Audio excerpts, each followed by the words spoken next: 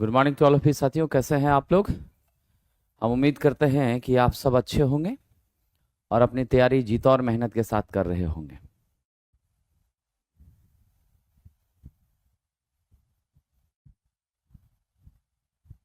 चलिए, very good morning to all of you साथियों। आज हम लोग चर्चा करने वाले हैं टेस्ट 16 के ट्रेड के प्रश्नों पर। चलिए, बहुत बहुत धन्यवाद आप लोगों का। खूब मन से पढ़िए, मेहनत करिए और निश्चित सफलता इस बार प्राप्त कीजिए। ठीक है, आइए हम देखते हैं आज का पहला प्रश्न। हमारा पहला प्रश्न आपकी सेवा में यहां पर है। पहला प्रश्न ही और बहुत कठिन प्रश्न। 1 मिनट में 10 एम्पियर का करंट प्रवाहित हो रहा है। तो मेरी टाइम है साथियों 1 मिनट। 1 मिनट का मतलब होता है 60 सेकेंड। कितना होता है? 60 सेकेंड। और करंट मेरी कितनी है? 10 एम्पियर है। आपसे कह रहा है आवेश। आवेश बराबर क्यू बराबर आई इंटू टी होता है। आई मेरा 10 है और मेरी टाइम कितनी है? 60 है। सिंप्लीफाई कर दिया, 600 कूलम हो गया। Option number D is the right answer. क्या हो जाएगा साथियों? ऑप्शन नंबर डी हमारा सही उत्तर हो जाएगा। चलिए अगला प्रश्न। कह रहा रेती में प्रयुक्त होने वाली सामग्री है। ये हमारी रेती है, आप जानते हैं इसके माध्यम से हम लोग घिसने का काम करते हैं। अगर कहीं भी कोई भी मेटल का कोई पार्ट अगर आपका बढ़ा हुआ है तो उसको हम लोग घिस घिस करके शार्प बनाते हैं, या यूं समझे तो हम लोग उसको एक्स्ट्रा मटेरियल्स को छांटने का काम करते हैं। टेपिंग वगैरह का काम भी इसके माध्यम से किया जाता है। यह जो रेती है इसके अन्य पार्ट्स को हम समझ लें। ये मेरा हैंडल है, बिना हैंडल के अगर रेती का हम प्रयोग करेंगे तो नुकसान होने की चांसेस बहुत ज़्यादा रहती है। ये वाला भाग रेती का शोल्डर कहलाता है। ये नुकीला पोर्शन जिसमें हैंडल को अटैच करते हैं उसको टैंग कहते हैं। ये जो किनारा है शार्प कॉर्नर में से टच कीजिएगा तो हाथ पूरी तरह से कट सकता है। यहाँ पर जो आपकी मार्किंग है डबल कट रेती है, एक ऐसे ऐसे एक ऐसे ऐसे, तो डबल कट रेती है। और इस डबल कट रेती का ये वाला भाग जिसको आप डायरेक्ट घसने का काम करते हैं वो आपकी फेस कहलाती है। ये सबसे आखिरी सिरा हमारी क्या कहलाती है? टिप कहलाती है। ये सबसे लास्ट वाला कॉर्नर क्या कहलाता है? टिप कहलाता है। और हम इसकी लंबाई कहाँ से कहाँ तक लेते हैं? तो हम इसकी लंबाई साहब पॉइंट यानी टिप से लेकर के हील तक लेते हैं। यहाँ से यहाँ तक की लंबाई जो होती है वो रेती की क्या कहलाती है? लेंथ के रूप में कंसीडर की जाती है। तो साथियों, रेती में जो हम पदार्थ का इस्तेमाल करते हैं, जिस पदार्थ की मदद से रेती को बनाते हैं, वह मेरा हाई कार्बन स्टील होता है। और जब हम लोहे के साथ, ध्यान रखना, लोहे के साथ हम किसका मिश्रण कर दें? कार्बन का। कम से कम कितना कार्बन? 0.25। कितना साहब जी? 0.25% यदि हम कार्बन मिला दें तो यह मेरा क्या बन जाता है? माइल्ड स्टील बन जाता है। क्या बन जाता है? माइल्ड स्टील बन जाता है। अगर हम लोग लोहे के साथ ध्यान रखना, लोहे के साथ अगर हम 0.45% कार्बन मिलाएं तो यह मेरी क्या बन जाती है?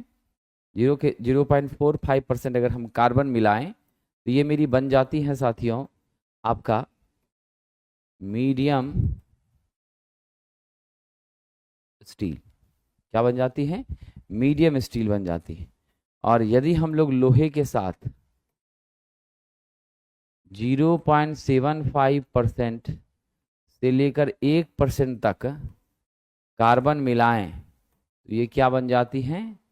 हाई कार्बन स्टील बन जाती है। क्या बन जाती है? हाई कार्बन स्टील बन जाती है। ये ध्यान रखेंगे आप लोग। तो मेरा राइट आंसर क्या है? Option number B. यहाँ आयरन के साथ 0.75% कार्बन मिला है और इसके कारण इसकी मजबूती, स्ट्रेंथ इसकी क्या हो गई? काफी बढ़ गई है साथियों। अगला प्रश्न है, एक रेजिस्टेंस को किसी वोल्टेज स्रोत से जोड़ा गया है। यदि वोल्टेज को दोगुना कर दिया जाए तो उससे विकसित होने वाली शक्ति क्या हो जाएगी?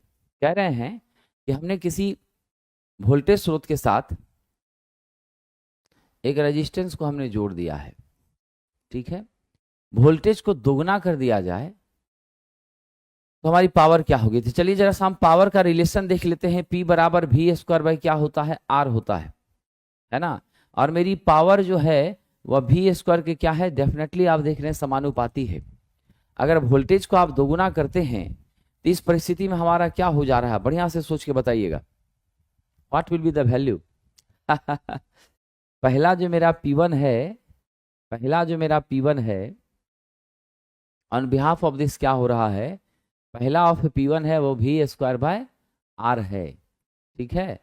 और दूसरा जो P2 है उसमें कह रहा है 2v दोगुना 2v का स्क्वायर बटे आप R आपका एज इट इज है R1, तो हमारा क्या हो गया? 4v स्क्वायर R1, यानी दूसरा जो रेजिस्टेंस है v स्क्वायर R1 यानी आपके पावर P1 का, P2 मेरे पावर P1 का कितना हो गया? 4 गुना न हो गया सरकार? कितना हो गया? 4 गुना हो गया। तो गौर करिएगा यहाँ कंसेप्ट को, हमारी वोल्टेज बढ़ रही है, रेजिस्टेंस पर कोई हेरफेर नहीं हो रहा है ना। वो रेजिस्टेंस मेरी एज इट इज है, कांस्टेंट ही है। तो हम लोग यहाँ क्या कर ले रहे हैं? P2 equal to 4P1, that means हमारी पावर 4 गुनी बढ़ जा रही है। We are going with the right answer of this question, option number B. हमारा सही उत्तर क्या हो जाएगा साथियों? ऑप्शन नंबर बी हो जाएगा। चलिए आगे बढ़ते हैं। रोधन पदार्थ में डैश का होना आवश्यक है। रोधन मतलब है आपका इंसुलेटिंग मटेरियल, ध्यान दीजिएगा। रोधन का मतलब है इंसुलेटिंग मटेरियल, और इस इंसुलेटिंग मटेरियल में हाई रेजिस्टिविटी का होना क्या है? अत्यंत आवश्यक है, क्योंकि जब उच्च प्रतिरोधकता होगी तभी आपका क्या करेगा साहब? यह धारा को बिल्कुल रोकने में सक्षम हो पाएगा। पहली बातें ये ठीक है। दूसरा है परमिटिविटी लो, बिल्कुल चालकता, यानी आपका डेफिनेटली धारा प्रवाह कराने की जो टेंडेंसी है डेफिनेटली वो बहुत ही लिटिल होनी चाहिए। परावैद्युत सामर्थ्य जितना अच्छा होगा उतना बढ़िया मटेरियल माना जाएगा। इसीलिए हमारी आंसर क्या है? Option number D. दिए गए सभी विकल्प क्या हैं? सही हैं। सारी बातें क्या है साहब? सही है। चलिए आगे बढ़ते हैं। अगला कह रहा, बिना किसी क्षति के मानव कितनी धारा को सह सकता है? ये 10 एम्पियर की धारा तो समझ ही रहे हैं, सीधे खत्म हो जाएगा, जल के राख हो जाएगा। 5 में भी जल के राख हो जाएगा। 100 मिली एम्पियर में हमारी मांसपेशियों में क्या हो जाएगा साहब? मांसपेशियों में संकुचन हो जाएगा, ठीक है। मांसपेशियों में संकुचन हो जाएगा, हमारी हार्ट ब्लॉक करने लगेगी। अगर हॉस्पिटल समय पर नहीं पहुंचाया गया तो व्यक्ति की मृत्यु हो सकती है, ठीक है। 15 मिली एम्पियर में भी हमें झटका क्या होता है? बढ़िया ही महसूस होता है ना। क्या होता है? अच्छा ही झटका लगता है, लेकिन मृत्यु हो जाएगी ऐसी बात तत्काल में तो नहीं है। और 1 मिली एम्पियर जो है यह बिल्कुल हमें कोई एहसास ही नहीं होगा। 1 मिली एम्पियर हमारी क्या है? सहनीय है, यानी इसमें झटका का एहसास भी नहीं होगा। क्या होगा साहब? इसमें झटका का एहसास भी नहीं होगा। सामान्य रूप से आप यूं समझें तो मानव 9 मिली एम्पियर तक की धारा, 9 मिली एम्पियर तक की धारा का क्या करता है? सहन, धारा का सहन कर सकता है, ठीक है। नियम यही है और यही स्टैंडर्ड भी है। अगर 10 मिली एम्पियर की करंट 4 से 5 सेकंड तक चली जाए हमारे शरीर से तो हमारी मृत्यु हो सकती है, इसकी पूरी संभावना है। समझ गए? हमारी क्या हो सकती है? मृत्यु हो सकती है। तो 10 मिली एम्पियर के करंट 4 से 5 सेकंड जाते हैं तो मृत्यु हो सकती है। 5 एम्पियर कैसे मनुष्य सह पाएगा रवि बाबू? 5 एम्पियर और 10 मिली एम्पियर जमीन आसमान का अंतर है कि नहीं है? 200 मिली एम्पियर में तो आदमी की गारंटी डेथ होती है, दुनिया का कोई हॉस्पिटल्स को बचा नहीं सकता। 200 मिली एम्पियर में यदि लग जाए तो आपके शरीर के जिस अंग के साथ संपर्क होगा वो अंग पूरी तरह से जलकर भस्म हो जाएगा और राख भी नहीं मिलेगा। आप ये समझ लीजिए, राख भी नहीं मिलेगा। अगर 9 मिली एम्पियर इस ऑप्शन में कहीं रहता तो हम उसको स्वीकार कर सकते थे, लेकिन यहाँ 9 भी नहीं है, इसीलिए हम लोग 1 को ही लेके चले। यही मेरा एकमात्र विकल्प बचता है। रिस्क हम 15 पर नहीं लें, उतनी ताकत दिखाने की जरूरत नहीं है। इसीलिए साथियों राइट आंसर हम लोग 1 के साथ ही आगे बढ़ जाएं, यही ज्यादा बढ़िया लग रहा है। चलिए आगे बढ़ते। अगला है, मोटर की गति व्यवहारिक रूप से अस्थिर होती है। तो हमारी साहब ये ध्यान दीजिएगा, हमारी मोटर की गति खास करके डीसी मोटर में व्युत्क्रमानुपाती है किसके साथ, फ्लक्स की। और हमारी फ्लक्स कांस्टेंट होती है कहां पर, आप याद रखेंगे मेरी फ्लक्स कांस्टेंट होती है डीसी संट मोटर में। कहाँ कांस्टेंट होती हैं, मेरी फ्लक्स डीसी संट मोटर में कांस्टेंट होती हैं। और जब फ्लक्स कांस्टेंट होती हैं तो अल्टीमेटली मेरा क्या होगा, स्पीड भी कांस्टेंट होगा। और आर्मेचर के करंट से बहुत ज़्यादा इसका लेना देना रहता नहीं है। तो ऑन बिहाफ ऑफ दिस हम अगर माने तो डीसी संट का क्या रहता है, स्पीड कांस्टेंट रहता है। बाकी यदि आप सिंक्रोनस मोटर की बात करेंगे तो उसका तो मैग्नेटिक इंटरलॉकिंग के कारण ऑलवेज क्या रहता है साहब, ऑलवेज क्या रहता है, तो कांस्टेंट ही रहता है। और वो NS इक्वल टू 120 F/P पर चलता है।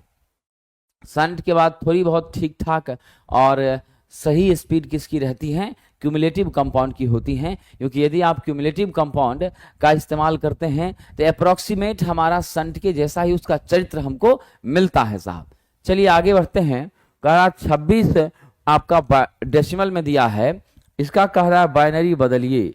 ठीक है, क्या कह रहा है साहब, बाइनरी बदलिए। तो देखिए बहुत अच्छा है, हम डेसिमल को बड़े आराम से बाइनरी में बदल सकते हैं। उसका तरीका मैं आपको विद्यार्थी जी बता रहा हूं, बस आप एक बार जान लीजिए। वो तरीका है, आप लिखिए 1 2 4 8 16, ठीक है, 32।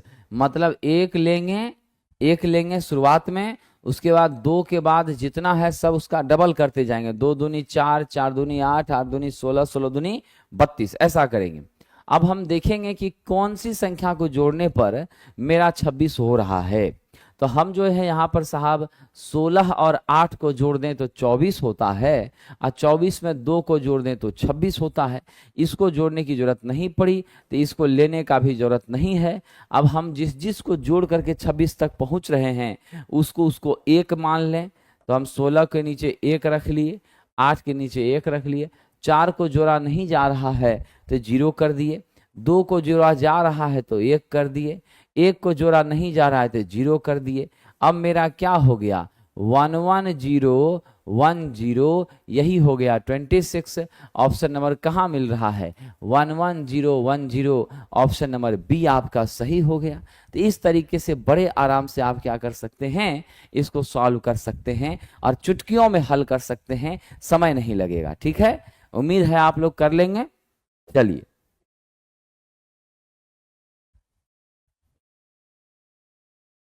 अगला प्रश्न है ना। इसी तरह से अगर इसको बाइनरी से डेसिमल बदलना होगा तो वह भी हम कर सकते हैं। 0101 रहेगा तो बस 1 2 3 4 बैठाएंगे, जिसके सामने 1 है उसको जोड़ दीजिए, बस आ गया आपका डेसिमल नंबर। ठीक है, चलिए कह रहा शक्ति गुणक सुधारने के लिए किस मोटर का प्रयोग होता है। तो पावर फैक्टर को सुधारने के लिए सिर्फ और सिर्फ मेरा कौन सा मोटर काम करता है, आपका सिंक्रोनस मोटर। और आप जानते हैं सिंक्रोनस मोटर के बारे में मैं एक आध महत्वपूर्ण बातें बताता हूं। ये डबल एक्साइटेड होती हैं। क्या होती है साहब, डबल एक्साइटेड है। इसके स्टेटर को क्या देते हैं, 3 फेज AC देते हैं। और इसके रोटर को क्या देते हैं साहब, रोटर को हम लोग DC सप्लाई देते हैं एक्साइटेशन के लिए। ठीक है, दूसरे नंबर में सेल्फ स्टार्टिंग नहीं होती हैं। क्या होती हैं, सेल्फ स्टार्टिंग नहीं होती है।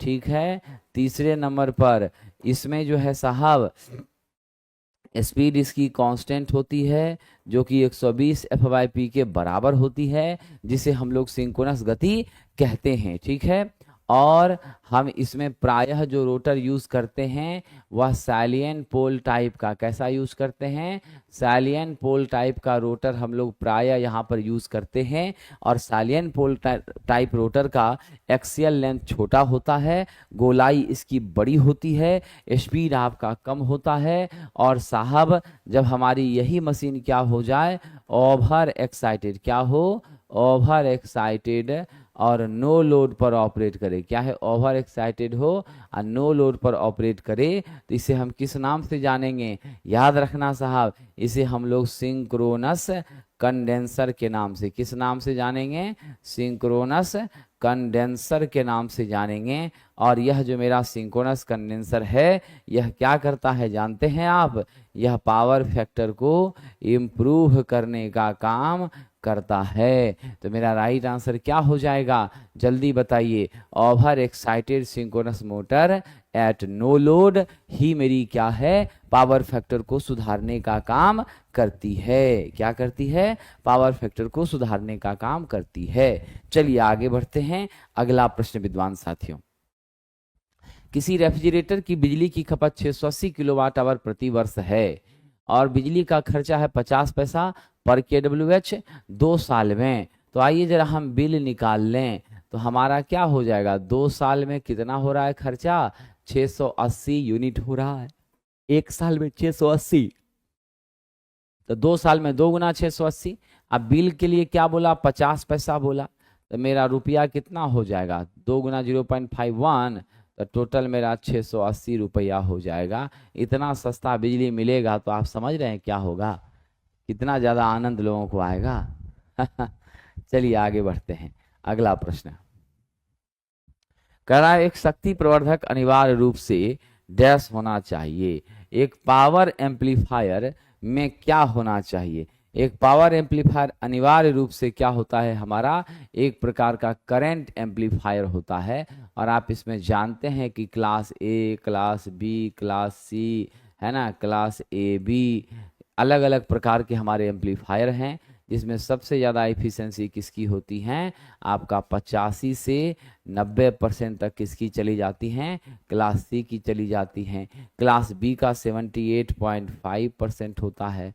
अगर ऐसे रहे तो 25% से 30% किसका होता है, क्लास ए का। ट्रांसफर कपल कर दें तो कितना हो जाएगा, 50% हो जाएगा, ट्रांसफर कपल कर दें तो 50% हो जाएगा। तो कई तरह की चीज़ें हमारी यहाँ पे होती हैं। तो मोस्ट हमारा क्या है, करंट एम्पलीफायर। चलिए आगे बढ़ते हैं, कह रहा ध्रुव के तहत कई स्लॉट्स में वितरित ईएमएफ का वेक्टर योग बटा प्रेरित ईएमएफ का अंगगणितीय योग। ध्यान दीजिएगा, इसको हम क्या कहते हैं, केडी कहते हैं। जैसे वितरित स्लॉट हो गया ना, तो वितरित मतलब डिस्ट्रीब्यूटेड, डिस्ट्रीब्यूटेड में हमारी मान कम हो जाती हैं, तो हमारी केडी क्या होती है, डिस्ट्रीब्यूशन फैक्टर। यह होती हैं vector sum of EMF in distributed winding. कहाँ साहब, डिस्ट्रीब्यूटेड वाइंडिंग, ठीक है। अब बटा मेरा क्या हो जाएगा, जल्दी आइएगा साहब, आ जाएगा अलजेब्रिक सम ऑफ, क्या हो जाएगा, algebraic sum of EMF in distributed winding. कहाँ पर सरकार, डिस्ट्रीब्यूटेड वाइंडिंग में आपका अलजेब्रिक सम हमारे ईएमएफ का, ठीक है। हम सब आपको मैं बता दूं, मेरी डिस्ट्रीब्यूशन फैक्टर केडी जो है यह 1 के बराबर होती हैं यदि मेरी वाइंडिंग कैसी हो, कॉन्सेंट्रिक हो। कैसी वाइंडिंग हो, कॉन्सेंट्रिक वाइंडिंग हो। और केडी का मान लेस देन 1 होता है यदि वाइंडिंग मेरी कैसी हो साहब, आप ध्यान दीजिएगा, डिस्ट्रीब्यूटेड हो। कैसी हो, डिस्ट्रीब्यूटेड हो। तो अगर डिस्ट्रीब्यूटेड वाइंडिंग होगी तो यह आपका क्या हो जाएगा, लेस देन 1 हो जाएगा, ठीक है। और इसका मैथमेटिकल मान होता है, क्या होता है, जल्दी बताइए, जल्दी बताइए, इसका मैथमेटिकल मान कितने बच्चे बता सकते हैं। चलिए मैं बता देता हूँ, ये होता है साइन एन बीटा बाय 2 बटा एन साइन बीटा बाय 2। ये मेरा केडी का क्या होता है, गणितीय मान होता है, मैथमेटिकली मान होता है, ठीक है। तो ये सारे हमारे क्या हैं, इंफॉर्मेशन रिलेटेड हैं किससे साथियों, आपके डिस्ट्रीब्यूशन फैक्टर से। चलिए आगे बढ़ते हैं, हाई स्पीड इस्पात में कार्बन का प्रतिशत, अभी मैंने बताया था हाई स्पीड इस्पात में मेरे कार्बन का प्रतिशत कितना होता है, 0.75 से लेके 1% होता है। इससे ज़्यादा हम बिल्कुल भी नहीं करते हैं, इससे ज़्यादा हम लोग बिल्कुल भी नहीं करते हैं, ये ध्यान रखिएगा। चलिए आगे बढ़ते हैं, अगला प्रश्न कह रहा है निलंबन टाइप के अल्टरनेटर में, निलंबन टाइप के हमारे इंसुलेटर में सभी डिस्क कितने का डिजाइन किया जाता है, यानी जो भी डिस्क हमारा लगा होता है उसमें से एक डिस्क की बात करें तो कितने का होता है। निलंबन सस्पेंशन आपका वर्टिकली ऐसे लटका हुआ रहता है और आप जानते हैं इस लटके हुए की क्षमता 33 केवी से लेकर के 765 केवी तक की होती है। सबसे उच्च क्षमता का, सबसे उच्च वोल्टेज की कैपेसिटी का मेरा यही इंसुलेटर होता है। इसका कह रहा है कि इसका एक डिस्क कितने की क्षमता का होता है, तो याद रख लेना इसका एक डिस्क 11 केवी की क्षमता का होता है। कितने का होता है? 11 केवी का। तो जो बच्चे ए लगाए होंगे वो भी ठीक है, जो छात्र ने सी लगाया होगा वो भी ठीक है, जो कि दोनों जगह ऑप्शन सेम दे दिया है। तो इसीलिए ए सी में से कोई भी बच्चा लगाया है, कोई भी छात्र उत्तर दिया है तो दोनों सही है। चलिए आगे बढ़ते हैं, ठीक है, ध्यान रखिए। सस्पेंशन का 33 से 765 होता है पूरी व्यवस्था का, लेकिन इसका एक डिस्क कितने का डिजाइन होता है, तो 11 का। एक डिस्क कितने का होता है? 11 केवी का होता है। गुणवत्ता कारक को किस नाम से जानते हैं? Quality factor, QF। तो साथियों याद रखिएगा, हम क्वालिटी फैक्टर को, QF को जो है साहब किस नाम से जानते हैं, तो वोल्टेज मैग्निफिकेशन के रूप में भी हम इसको स्वीकार करते हैं। क्या करते हैं? Voltage magnification. तो ऑप्शन नंबर क्या हो जाएगा? ए हो जाएगा मेरा। Voltage magnification is considered as, dear friend, for the term of quality factor in case of our resonance circuit। तो हमारी उत्तर क्या हो गई? ऑप्शन नंबर ए हो गई। चलिए, कह रहा इलेक्ट्रिकल मशीन में डैश को कम करने के लिए कोर को लेमिनेट किया जाता है।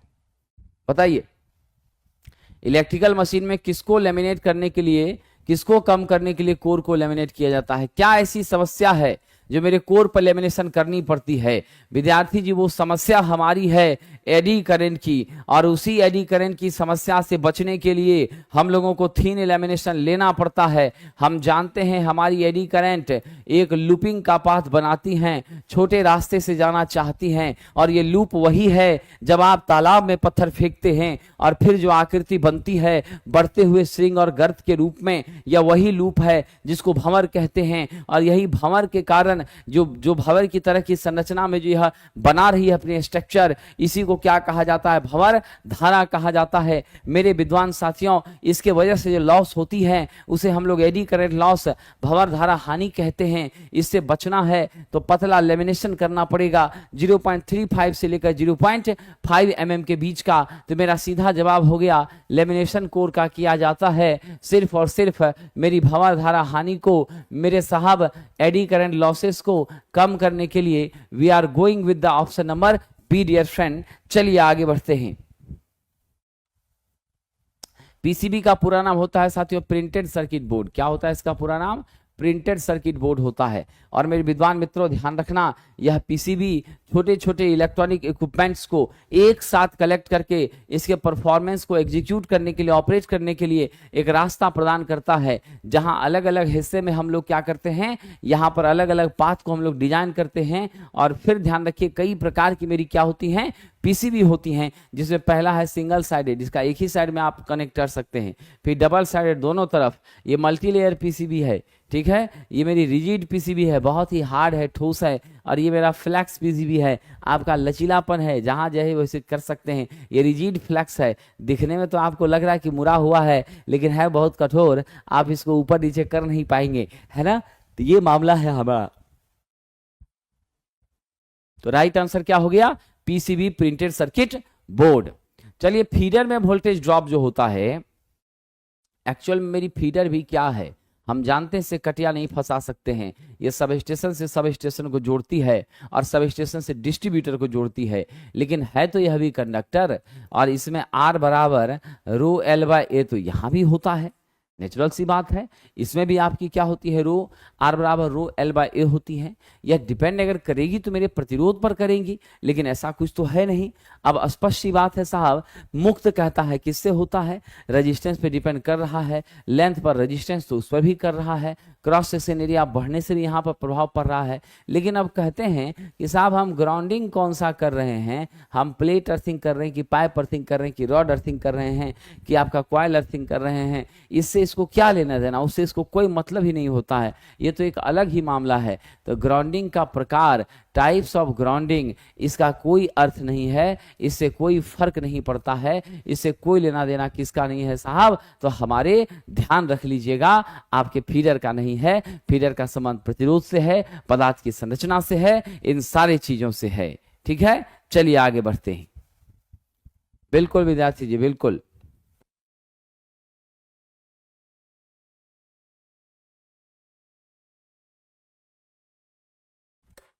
आइए ध्यान देते हैं। बिल्कुल सही कहा आपने राजपूत साहब, कृष्ण सिंह राजपूत साहब का बड़ा ही प्यारा सा मैसेज आया है।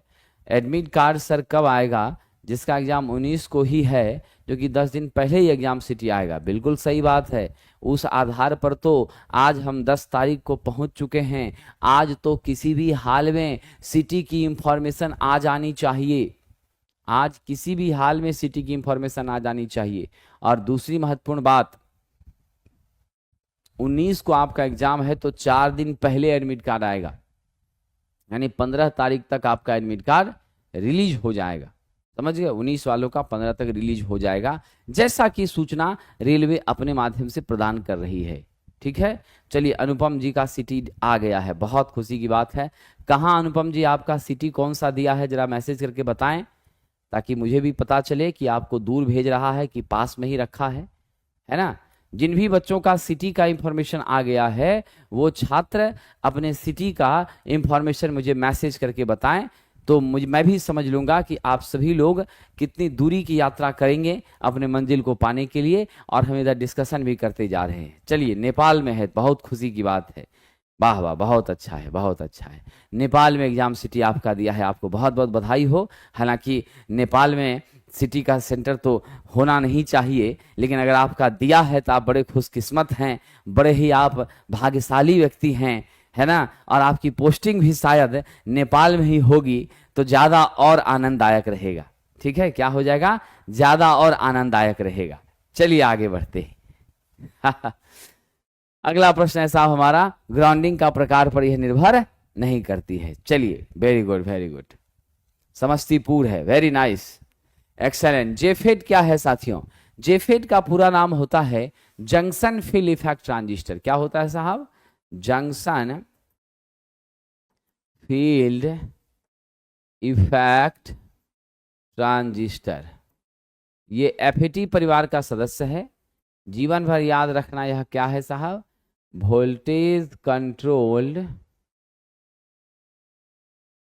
यह क्या है, वोल्टेज कंट्रोल डिवाइस है। क्या है ये, वोल्टेज कंट्रोल डिवाइस है। ठीक है, आइए साहब, और तो और आप जानते हैं इसके बारे में, यह जो है ना आपका क्या होता है, आपका यूनिपोलर होता है। क्या होता है, यूनिपोलर होता है, या तो मेजॉरिटी कैरियर के कारण या तो माइनॉरिटी कैरियर के कारण, दोनों में से कोई भी एक ही कैरियर के कारण क्या होती हैं, यहाँ धारा का प्रवाह होता है। क्या होता है साहब, धारा का प्रवाह होता है। ठीक है, तो मेरा राइट आंसर क्या है यहाँ, वोल्टेज कंट्रोल इक्विपमेंट। इसकी जो प्रारंभिक रेजिस्टेंस है वह 1 मेगा ओम के रेंज में हुआ करती है, उससे थोड़ी बहुत क्या होती है, आगे ही होती है। क्या होती है, आगे ही होती है, ये ध्यान रखिएगा। ठीक है, चलिए आगे बढ़ते हैं साहब।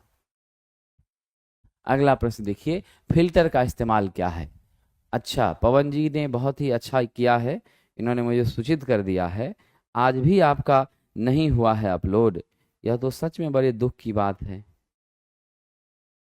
यह तो सच में बड़े दुख की बात है, मुझे तो खुद बहुत खराब महसूस हो रहा है।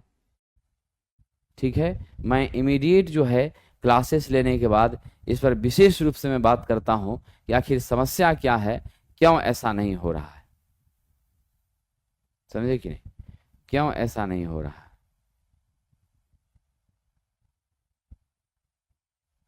क्योंकि जब हम ऑफलाइन में 17 तक पहुंच चुके हैं, है ना,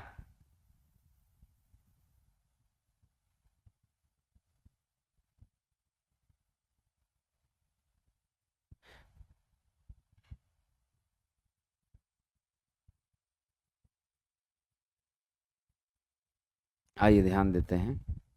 बिल्कुल आपने सही कहा है।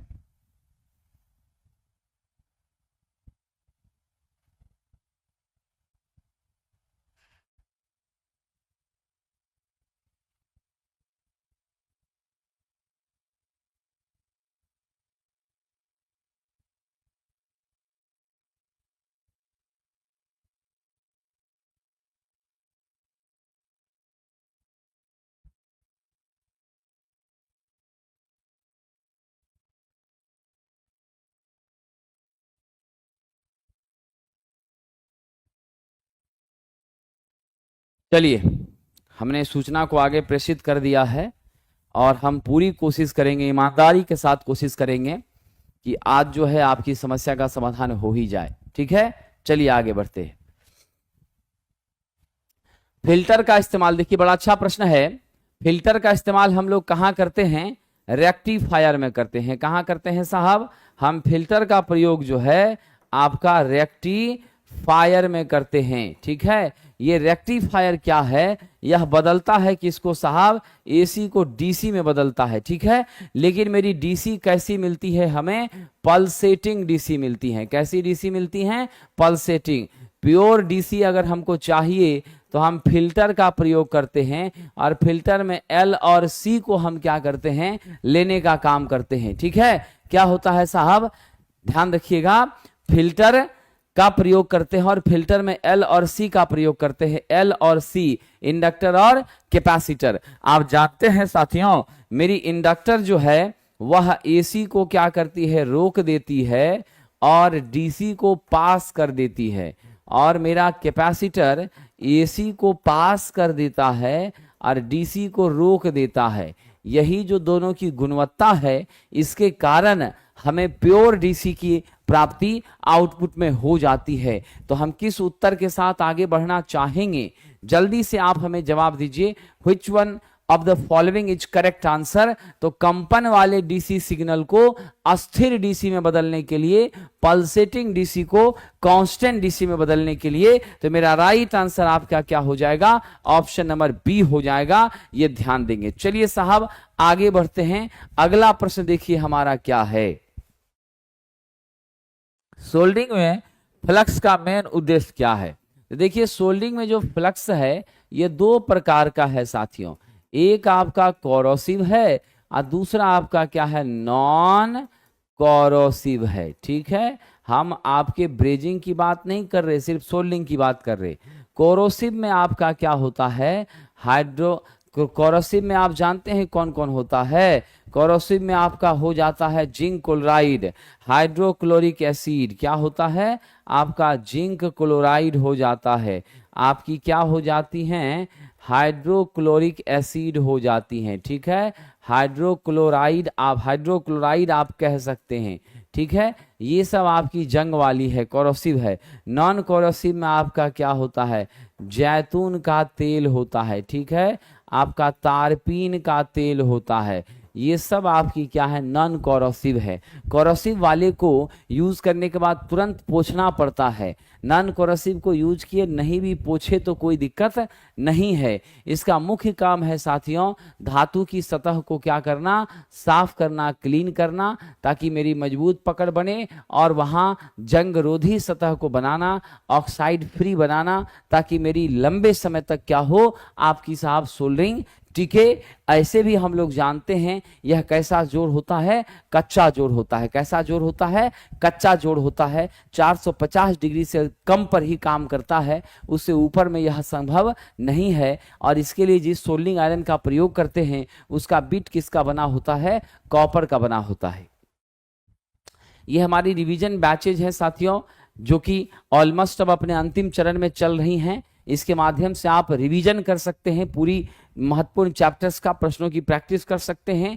199 में booster revision batch electrician trade के लिए प्लेटफॉर्म बाय नवीन कुमार सिंह ऐप पर उपलब्ध है, और दूसरा मेरा रिवीजन बैच है विशेषकर बेसिक साइंस और ईडी के लिए, सभी ट्रेड के छात्रों के लिए। इसको आप कहां प्राप्त कर सकते हैं? प्लेटफॉर्म बाय नवीन कुमार सिंह एप्लीकेशन पर। ठीक है, चलिए आगे बढ़ते हैं। अगला हमारा प्रश्न है, देख लेते हैं साहब। बार कोड रीडर, आपने देखा होगा कि आजकल मॉल वगैरह में जब भी जाते हैं, ठीक है, जब आप मॉल वगैरह में जाते हैं तो जो भी आपका प्राइस होता है वह सीधा ऑनलाइन डिजिटल बिलिंग होती है। तो फिर आपकी क्या होती है, स्कैन, वहां पर रहता है आपका बार कोड, बस स्कैन करता है बार कोड रीडर से और तुरंत आपकी प्राइस वहां इसकी सिस्टम पर ऑटो अपडेट ले लेता है, ठीक है ना, कोड के आधार पर। तो ये बार कोड रीडिंग के लिए हम लोग किसका यूज कर रहे हैं, कौन सा डायोड यूज कर रहे हैं, तो मेरा डेफिनेटली साहब लेजर डायोड का यूज होता है। और लेजर डायोड की मदद से हम इसको क्या कर सकते हैं, रीड करने में साहब एप्लीकेबल हो जाते हैं। क्या होते हैं,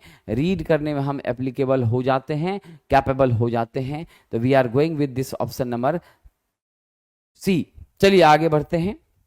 इसमें एक मिरर होता है, मिरर पर जो यहाँ का इंफॉर्मेशन है ना, जो हमारी कोडिंग है वो इस पर इनकोड हो जाती है और फिर उसके बाद सिस्टम पर सीधा का सीधा चीज़ें आपको रिफ्लेक्ट हो जाती हैं, आपको वहाँ से इंफॉर्मेशन मिल जाती है। अगला आइए, बिजली काम के दौरान निम्न में से बिजली का झटका किस में नहीं लगेगा। तो याद रखना साहब, बिजली का झटका जो है हमारी भींगी लकड़ी में लगेगा, वेट रस्सी में लगेगा, मेटल में लगेगा, नहीं लगेगा तो किस में साहब, आपके ड्राई वुड में नहीं लगेगा, क्योंकि यह जो है ड्राई वुड, यह आपका विद्युत का कुचालक होता है, बिजली इससे प्रवाहित नहीं हो सकती है। कह रहा हर उपकरण का पानी हीटर के लिए कमीशनिंग या अधिष्ठापन से पहले इंसुलेशन प्रतिरोध कितना से कम नहीं होना चाहिए। किसी भी कीमत पर अगर आप लोग वाटर हीटर का यूज कर रहे हैं तो मेरा जो रेजिस्टेंस है इंसुलेशन का वह कितना भी कम होगा, तो डेफिनेटली वह साहब 1 मेगा ओम से कम तो किसी सूरत पर नहीं होना चाहिए, क्योंकि मेरे इंसुलेशन रेजिस्टेंस की जो न्यूनतम मात्रा निर्धारित की गई है वह 0.1 मेगा ओम है और हम उसके ऊपर ही रखने का प्रयास करते हैं, इसलिए 1 से कम तो हम कभी भी लेंगे ही नहीं। माइका क्या है, माइका मेरा इंसुलेटर है साहब और बहुत ही पॉपुलर इंसुलेटर है। आपको झारखंड के सिंहभूम और कोडरमा जिले में, कहाँ पर साहब, सिंहभूम और कोडरमा जिले में सर्वाधिक उत्पादित होता है। 85% जो हमारी इंडस्ट्री है वह माइका को ही इंसुलेटिंग मटेरियल के रूप में यूज करती है, क्योंकि यह पेस्ट के रूप में, पाउडर के रूप में, है ना, और आपका सॉलिड के रूप में, हर रूप में क्या होता है साहब, उपलब्ध होता है। जहां जब जैसी हमें नीड पड़ती है वहां तब तैसे हम उसका क्या कर सकते हैं, इस्तेमाल कर लेते हैं। चलिए आगे बढ़ते हैं। अगला प्रश्न है, उष्मातापी डैश के लिए एक युक्ति है, थर्मोस्टेट कहाँ यूज होता है। तो थर्मोस्टेट का सीधा काम है साहब तापमान का नियंत्रण करना, ताप की मात्रा को निश्चित करना। इस थर्मोस्टेट का जो सही उपयोग है जरा मुझे बताने की कृपा करें आप लोग, यह क्या है, तापमान को पता लगाना और उसको नियंत्रित करना। और ये कैसे बना होता है साहब, तो ये बना होता है बाय मेटालिक स्ट्रिप से। कैसे बना होता है सरकार, ये बाय मेटालिक स्ट्रिप का बना होता है। ये जीवन भर याद रखना, किससे बना होता है जी, बाय मेटालिक स्ट्रिप से बना होता है, द्विधात्विक तंतु से बना होता है, इसमें कोई शक नहीं है। और हम लोग इसी का प्रयोग इलेक्ट्रिक आयरन हो, हीटर हो, गीजर हो, जितने भी हमारे तापन अवयव हैं सभी में ताप नियंत्रण के लिए इसका प्रयोग हम लोग करते हैं, इसमें कोई शक नहीं है। विद्वान साथियों, दिए गए मोटर में से किसमें सबसे खराब गति नियंत्रण होती है, सबसे घटिया स्पीड कंट्रोल कहाँ होता है, जल्दी से बताइएगा साहब। सबसे घटिया स्पीड कंट्रोल होता है मेरे सीरीज मोटर में। हालांकि टॉर्क बहुत बढ़िया होता है और टॉर्क के उच्च होने के कारण ही तो इसकी इतनी ज्यादा उपयोगिता बढ़ी है। हम लोग इसका इस्तेमाल आपका साहब इलेक्ट्रिक ट्रेन में क्या करते हैं, याद रहेगा। रही बात गति नियमन की, तो आप जानते हैं ना, नो लोड पर यह क्या कर देगा, नो लोड पर यह जो है खतरनाक गति दे देगा, इनफाइनाइट गति दे देगा, क्योंकि यहाँ पर मेरा स्पीड क्या है, मेरे फ्लक्स का साथियों व्युत्क्रमानुपाती है। क्या है, व्युत्क्रमानुपाती है। फ्लक्स बढ़ेगी स्पीड घटेगा, फ्लक्स घटेगी स्पीड बढ़ जाएगा। तो अगर आपका ओपन हो गया, नो लोड है, तो फ्लक्स 0 है, तो इसका मतलब इसका मान क्या हो जाएगा, अनंत हो जाएगा, मैक्सिमम हो जाएगा। ठीक है, ध्यान रखिएगा साहब। चलिए अगला कह रहा है, वितरण ट्रांसफार्मर में डैश अधिकतम दक्षता है।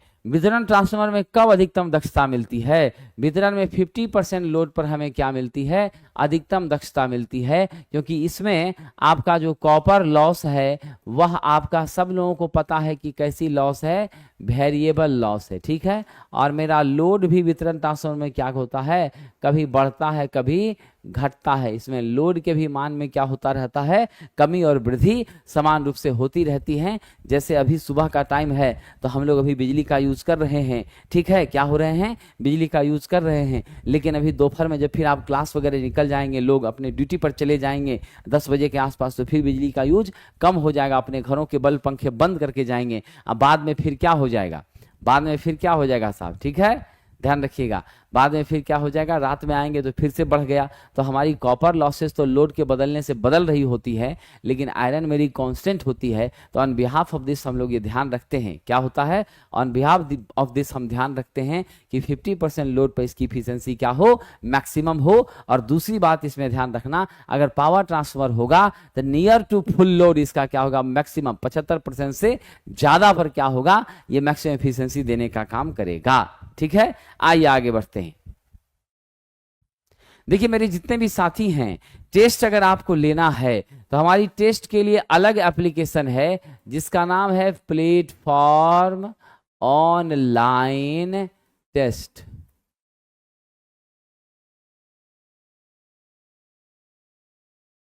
ये जो एप्लीकेशन है हमारा प्लेटफॉर्म ऑनलाइन टेस्ट, उस एप्लीकेशन पर सिर्फ और सिर्फ टेस्ट मिलती हैं। और प्लेटफॉर्म बाय नवीन कुमार सिंह एप्लीकेशन पे सारी क्लासेस होती है। तो इसीलिए आप सभी लोग प्लेटफॉर्म ऑनलाइन टेस्ट एप्लीकेशन को डाउनलोड करेंगे और वहां पर आपको टेस्ट मिलेगा। यहां अगर किसी तरह की इंफॉर्मेशन आपको चाहिए प्लेटफॉर्म ऑनलाइन टेस्ट ऐप से रिलेटेड, तो 7079212121 पर आप क्या कर सकते हैं, बात कर सकते हैं। चलिए आगे बढ़ते हैं। अगला है एफईटी में न्यूनतम ड्रेन सोर्स वोल्टेज जिस पर ड्रेन धारा अनिवार्य रूप से कांस्टेंट हो, क्या जाना जाएगा, क्या कहेंगे। तो हम सब जानते हैं हमारी जो एफईटी है उसके 3 टर्मिनल हैं, है ना, क्या है, उसके 3 टर्मिनल हैं। पहला मेरा गेट है, दूसरा मेरा क्या है, ड्रेन है, दूसरा मेरा क्या है साथियों, एक गेट हो गया, ये मेरा ड्रेन हो गया, और ये मेरा क्या हो गया, सोर्स हो गया, ठीक है। गेट ड्रेन सोर्स, जीडीएस यह हमारी क्या होती है साहब, आपकी एफईटी का संकेत होती है, ठीक है। अब जो हमारी एफईटी है हम इसके बारे में चर्चा कर रहे हैं। तो यहाँ क्या हो जाता है, मेरी ड्रेन धारा डेफिनेटली आपकी कांस्टेंट हो जाती हैं। जिस न्यूनतम ड्रेन सोर्स वोल्टेज पर, उसे हम लोग क्या कहते हैं, जल्दी बताइएगा, जल्दी बताइएगा हिम्मत वाले छात्रों, इसे पिंच ऑफ वोल्टेज कहते हैं। वह वोल्टेज जिस पर मेरी ड्रेन सोर्स वोल्टेज न्यूनतम हो और ड्रेन धारा अनिवार्य रूप से कांस्टेंट हो, उसे हम लोग क्या कहते हैं, पिंच ऑफ वोल्टेज कहते हैं। यह डायरेक्ट हमारा क्या पूछा है, डेफिनेशन पूछा है। और बिल्कुल सही आपने कहा विद्वान साहब, इसके 3 होते हैं टर्मिनल, 3 होता है लेयर, और जंक्शन कितनी होती हैं, 2 होती हैं। कितनी होती है सरकार, 2 होती हैं, यह भी आप ध्यान रखना। छत के पंखे की गति कम होने का क्या कारण है। छत का पंखा जो मेरा चल रहा है, अचानक उसका गति कम हो गया, तो गति कम होने का सीधा और सबसे प्रमुख कारण है मेरी कैपेसिटर का फॉल्ट होना, कंडेंसर का खराब होना। और यदि कैपेसिटर का फॉल्ट होगा, कंडेंसर का खराब होना होगा, तो ऐसी स्थिति में आप जानते हैं,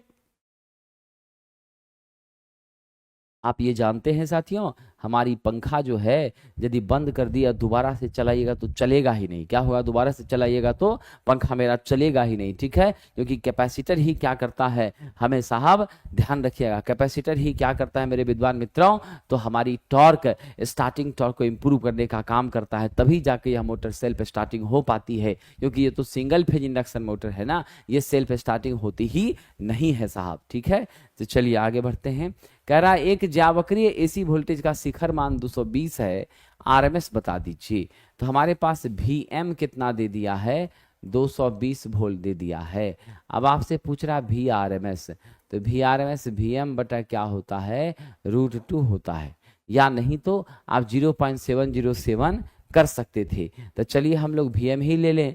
तो Vm मेरा 220 है, अब बटा यहाँ क्या हो रहा है, √2 हो रहा है। तो जो डायरेक्ट वैल्यू मिला है वही मेरे ऑप्शन में भी है। तो डायरेक्ट हम किसको ले लें, ऑप्शन नंबर ए को ले लें। किसको ले लें, डायरेक्ट ऑप्शन नंबर ए को ले लें। ठीक है, चलिए आगे बढ़ते हैं।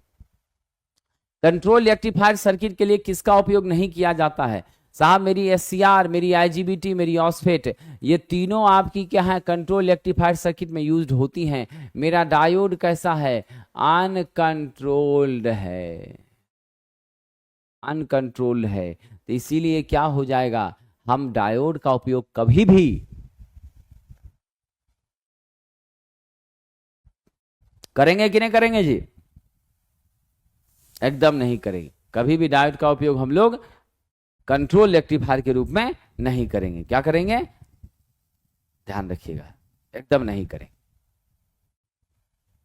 SCR में क्या होता है, तो सामने हमारी तस्वीर है, सिलिकॉन कंट्रोल रेक्टिफायर इसका पूरा नाम होता है। ये नियंत्रित रेक्टिफायर है। PN करके 4 लेयर मेरे पास है। J1 J2 J3 3 जंक्शन है। मेरा 1 2 3 आपका क्या हो गया साहब, हमारा टर्मिनल, जिसमें एनोड गेट और कैथोड है। ये 3 टर्मिनल है। ये मेरा सिंबल है एनोड कैथोड, और ये गेट का सिंबल है। क्या है, एनोड कैथोड और गेट का सिंबल है। तो मेरा राइट आंसर क्या हो जाएगा, इसमें 3 जंक्शन होते हैं। कितने जंक्शन होते हैं, 3 जंक्शन होते हैं। चलिए, डैश एक स्विच है जो 2 बिंदुओं पर संयोजित परिपथ को खोलता है। कौन सा ऐसा स्विच है, तो जो जगह पर जुड़े हुए हमारे सर्किट को खोलने का काम करता है, तो वो मेरा डबल ब्रेक स्विच है। क्या है साहब, डबल ब्रेक स्विच। जो जगह ब्रेक करना, 2 जगह खोलना, क्या करना, 2 जगह ब्रेक करना, 2 जगह खोलना, ये काम किसका है, डबल ब्रेक।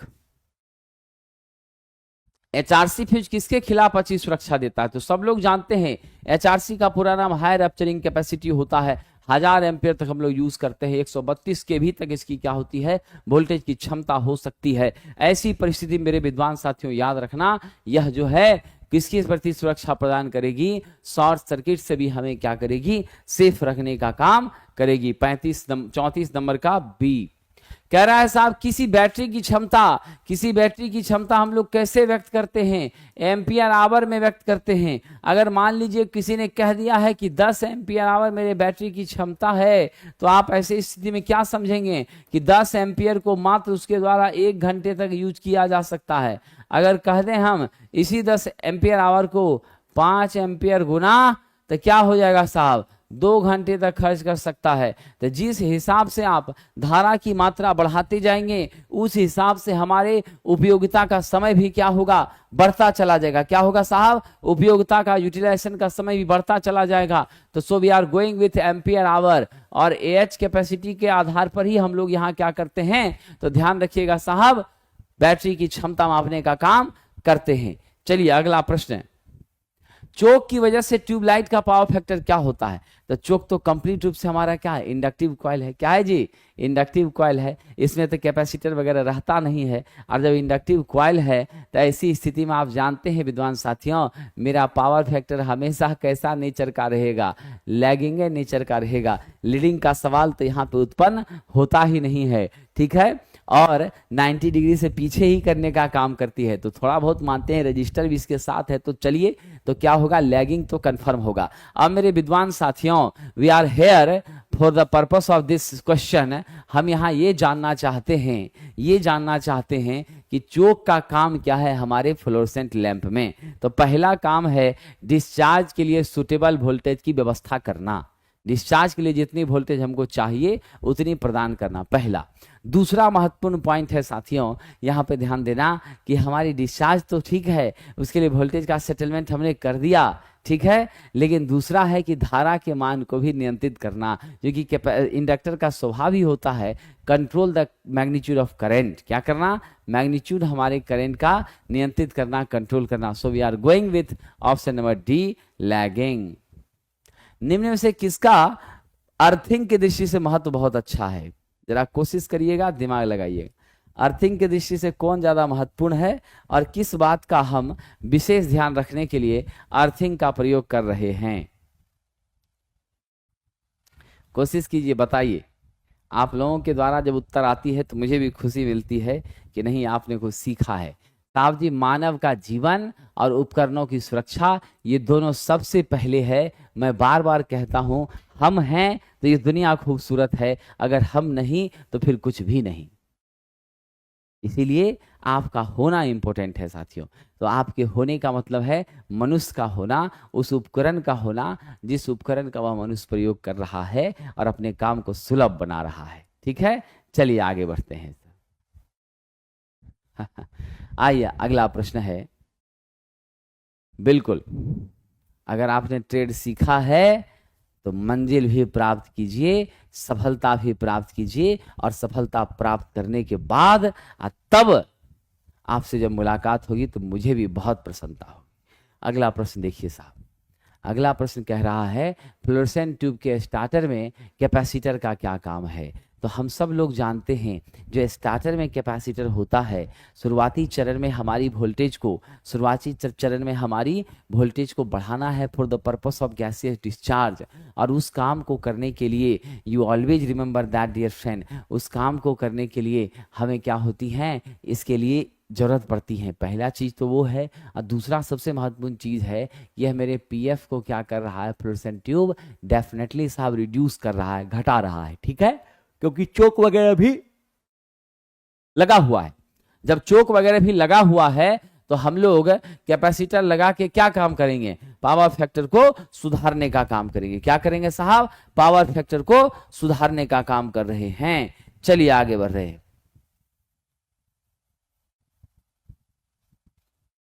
किस एग्जाम हो नहीं रहा है, एग्जाम होगा, निश्चित रूप से होगा, समझ गए। चिंता बिल्कुल बहुत ज्यादा मत करिए, क्योंकि चिंता से क्या होता है, तकलीफ होती है। क्या होता है, तकलीफ होती है। तकलीफ होती है, कंसंट्रेशन बिगड़ता है। कंसंट्रेशन बिगड़ता है तो पढ़ाई अच्छे से नहीं हो पाती है, और जब पढ़ाई अच्छे से नहीं होने लगेगी, चीजों को आप भूलने लगेंगे, फिर अचानक से एग्जाम आ जाएगा, और फिर आप परेशानी महसूस करेंगे। इसीलिए मेरा आप सभी लोगों से प्रार्थना है कि बहुत चिंतित मत होइए।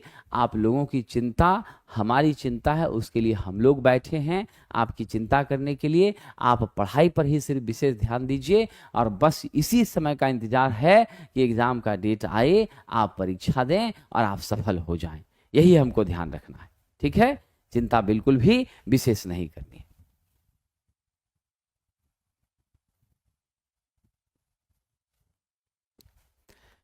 ल्यूमिनस ऊर्जा के प्रवाह की दर को क्या कहा जाता है? What is the rate of flow of luminous energy? जल्दी बताएं मेरे मित्र, ल्यूमिनस ऊर्जा के प्रवाह दर को क्या कहा जाता है? यह प्रश्न का जवाब आप लोगों से ही मुझे चाहिए। इसे ल्यूमिनस फ्लक्स कहते हैं। Rate of flow of luminous energy is called luminous flux dear friend. ठीक है, और हम सब जानते हैं हमारे इस फ्लक्स का ऐसा यूनिट क्या होता है, ल्यूमेन होता है। इल्यूमिनेशन को E बराबर F/A यानी फ्लक्स बाय आपकी एरिया यानी ल्यूमेन प्रति मीटर स्क्वायर से हमने इसको क्या किया है, व्यक्त करने का काम किया है। कैसे व्यक्त किया है नौजवानों? ल्यूमेन प्रति मीटर स्क्वायर से व्यक्त किया है। ल्यूमिनस इंटेंसिटी को हम कैंडेला सीरीज से मापते हैं। ल्यूमेन मेरा ज्योति फ्लक्स का क्या है, यूनिट है। इल्यूमिनेशन के बारे में तो हम यहाँ चर्चा कर ही रहे हैं। E बराबर F/A दैट बिकम्स ल्यूमेन प्रति मीटर स्क्वायर। यदि एक स्टार संयोजित परिपथ में फेज वोल्टेज का मान 240 है, तो सरकार आप स्टार में जानते हैं मेरा VPH बराबर क्या होता है, VL/√3 होता है ना, और VL बराबर क्या होता है, √3 VPH होता है। ये दोनों बातें हमारी हैं। हमसे पूछ क्या रहा है, तो हमसे लाइन वोल्टेज पूछ रहा है। लाइन वोल्टेज हम कैसे निकालेंगे, तो √3 × 2 4 0 करके निकालेंगे। तो बता दीजिए साहब, √3 × आपका 240 मेरा क्या हो जाएगा? What will be the magnitude of this, my dear friend? We are going with this. The magnitude becomes 415 volt. Option number कौन सा ले लें सरकार? बी ले लें, 415 वोल्ट। क्या हो जाएगा? 415 वोल्ट। ठीक है, ध्यान रखिएगा। चलिए साहब, आपका प्रश्न है कि फीटर की क्लास क्यों नहीं हो रही है, हम लोग क्या होगा? देखिए, चिंता नहीं करिए, मुझे लगता है सर का स्वास्थ्य शायद ठीक अभी नहीं है, इसीलिए वो नहीं ले पा रहे हैं, नहीं तो आपकी सेवा वो कर ही रहे थे। ठीक है ना, आपकी सेवा वो कर ही रहे थे। शायद मुझे लगता है थोड़ा सा उनका स्वास्थ्य बिगड़ गया है, ठीक है, बाकी बहुत चिंतित नहीं होना है। चलिए जैक साहब, पहले हम लोग निपटा ले एएलपी को, उसके बाद आपका जो सलाह है उस पर भी विचार करेंगे और आपकी मदद जितनी संभव होगी करने का कोशिश करेंगे, ठीक है। बाकी आप मेहनती छात्र हैं, क्वेश्चन प्रैक्टिस निरंतर करते रहिए, चिंता एकदम मत करिए, ठीक है, चिंता बिल्कुल नहीं करिए, क्वेश्चन प्रैक्टिस करते रहिए, ठीक है। पहले एएलपी को हम लोग कंप्लीट करा ले, फिर उस पर लगा जाएगा, है ना। चलिए आगे बढ़ते। अगला प्रश्न हमारा क्या है, किसी सर्किट में थर्मोस्टेट स्विच, तो थर्मोस्टेट जिसका अर्थ ही है नियत उष्मा, क्या अर्थ है, नियत उष्मा, नियत ताप। तो यह क्या करता है हमारी थर्मोस्टेट, ध्यान रखिएगा, यह जो है डेफिनेटली साहब तापमान को नियंत्रित करने का काम करता है, समझ गए, तापमान को नियंत्रित करने का काम करता है। जब एक्सेसिव टेम्परेचर होती है तो सिकुड़ जाती है, संपर्क टूट जाता है, जब मेरी तापमान नॉर्मल रहती हैं तो फैल जाता है और फिर संपर्क मेरी बन जाती हैं। जितने भी हमारी हीटिंग उपकरण हैं, सभी उपकरणों में साथियों थर्मोस्टेट स्विच का प्रयोग हम लोग टेम्परेचर को कंट्रोल करने के लिए, तापमान को नियंत्रित करने के लिए करते हैं। आइए अगला प्रश्न कह रहा है, कपलर्स बैंड, जंक्शन बॉक्स और टीज का प्रयोग सैंडल की ऐसी फिटिंग के केंद्र से जहां पर भी आपका क्या होगा, ये देख लीजिए, कपलर होगा, बैंड होगा, जंक्शन बॉक्स होगा, वहां पर सैंडल हम हमेशा कितनी दूरी पर रखेंगे। मान लीजिए यहाँ जंक्शन बॉक्स है, अब यहाँ जो सैंडल लगाएंगे, यहाँ जो सैंडल लगाएंगे, यहाँ जो सैंडल लगाएंगे, तो आप जानते हैं ये सैंडल जो है बिल्कुल नज़दीक होना चाहिए, नहीं तो इसकी पकड़ वाल से क्या होगी, खुल जाएगी। तो इसका मिनिमम जो लेंथ होता है वह कितने पे रखते हैं हम लोग, 30 सेंटीमीटर पर रखते हैं, और स्ट्रेट रन हो जाए तो 60 सेंटीमीटर पर कम से कम, किसी भी हाल में 90 से ऊपर तो हम लोगों को जाना नहीं ही चाहिए। क्या है, 90 से ऊपर जाना नहीं ही चाहिए। कह रहा है ट्रांसमिशन लाइन के अंत में इसकी उत्तेजना को बदलकर वोल्टेज नियंत्रित करने के लिए किस मोटर का, तो कौन सा ऐसा मशीन है जिसके एक्साइटेशन को बदलकर हम बड़े आराम से क्या कर सकते हैं, वोल्टेज को साहब नियंत्रित करने में सक्षम हो सकते हैं, वोल्टेज को कंट्रोल कर सकते हैं, तो वह है मेरा सिंक्रोनस मोटर। और इस सिंक्रोनस मोटर में ध्यान रखिएगा, इस सिंक्रोनस मोटर की क्या खासियत है, तो जब ये ओवर एक्साइटेड होता है, क्या होता है, ओवर एक्साइटेड होता है, कहां होता है, नो लोड पर होता है, तो क्या करता है, मेरा ध्यान रखिएगा, लीडिंग पावर फैक्टर देने का काम करता है। और फिर ऐसी स्थिति में बड़े आराम से हम क्या कर सकते हैं, तो अपने मोटर के वोल्टेज को भी रेगुलेट कर पाते हैं। It means it has two main purpose, first one is to improve the power factor of the system and second one is to appropriate maintain the constant value of the voltage regulation. We have a complete idea about that. If the magnitude of voltage regulation reduces, that is the beneficial of all the system. अगर हमारी मान क्या हो जाए, voltage regulation की कम हो तो बहुत अच्छा माना जाता है, इसका मान उच्च होगा तो हमारे लिए कहीं से भी अच्छा माना नहीं जाता है, ये ध्यान रखिएगा साहब, ठीक है। चलिए आगे बढ़ते हैं। सिंक्रोनस मोटर, व्हीटस्टोन विधि किसके मापने के लिए, तो व्हीटस्टोन विधि जो है रेजिस्टेंस मापने के लिए, और वह भी कैसा रेजिस्टेंस, तो मध्यम प्रतिरोध। कैसा प्रतिरोध, मध्यम प्रतिरोध, मीडियम रेजिस्टेंस, ठीक है।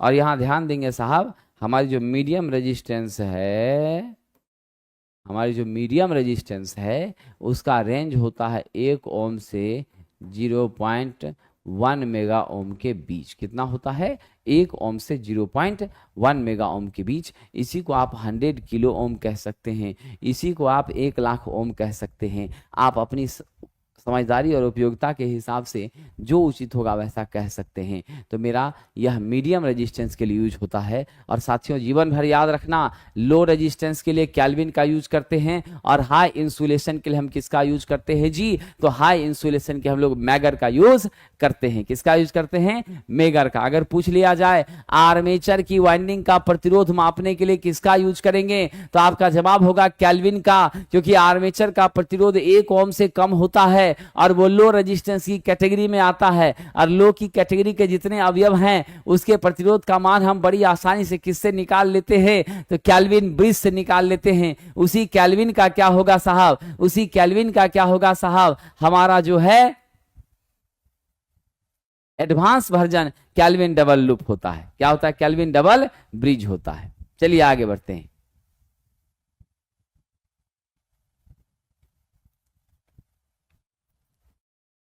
चलिए, कह रहा चुंबकन तीव्रता और चुंबकन बल का अनुपात। वाह, बड़ा अच्छा क्वेश्चन है, बहुत इंटरेस्टिंग क्वेश्चन है विद्यार्थी जी।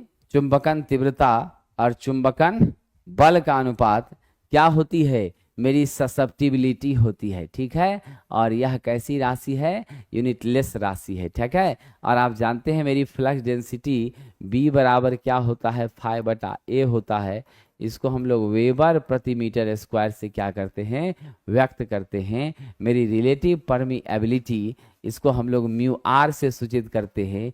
म्यू बटा म्यू 0 होता है। कई बार म्यू बराबर क्या लिखा जाता है?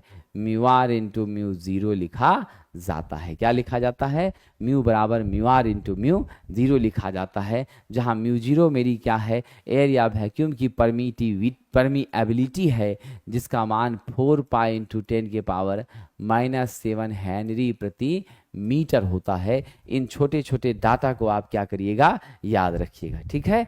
चलिए आगे बढ़ते हैं। कह रहा है विभव मापी एक डैश यंत्र है। What is the which type of instrument is the potentiometer? My dear friend, we are going with the right answer of this question is option number B. ये एक कंपैरेटिव एलिमेंट है, कंपेयर करती है, तुलनात्मक रूप से हमारी क्या करती है साहब? तुलनात्मक रूप से डाटा को मेंटेन करने का काम करती है, हमें इंफॉर्मेशन बताने का काम करती है। सिंबॉलिक भी नहीं है, रिकॉर्डिंग भी नहीं है। We are going with which answer? आपका यह क्या है साहब? दो सिरों के बीच का वोल्टेज मापता है, यानी आपके विभव के बीच का अंतर बताता है। यहां और यहां के बीच के वोल्टेज का VA और VB के बीच का अंतर बताता है। तो अंतर का मतलब क्या है? कंपेयर। अंतर का मतलब क्या है? कंपेयर। कंपेयर का मतलब ही है साहब दोनों के रिस्पेक्ट की value. So we are going with option number B. It provide a comparative magnitude of the particular quantity. समझ गए? इसका मतलब ही क्या है? कंपैरेटिव। कैलिब्रेशन, कैलिब्रेशन ही क्या है? आपका बार बार मेजरमेंट करना और फिर उसके फाइनल रिजोल्यूशन को एक्सेप्ट करना और एक वैल्यू को सही स्वीकार कर लेना, वही मेरी कैलिब्रेशन होती है। हमने मापा तो कुछ और है, हमने मोहन को कह दिया तुम चेक करो, मोहन ने देखा तो थोड़ा डिफर हो गया, तब सोहन को कह दिया, सुरेश को कह दिया। ये जो तरीका है that is the calibration my dear friend. Now we are going with घरेलू विद्युत वायरिंग में लाइट लोड किससे अधिक नहीं हो सकता? गारंटी के साथ इस क्वेश्चन को याद रख लेना साहब। We are here for the right answer of this question.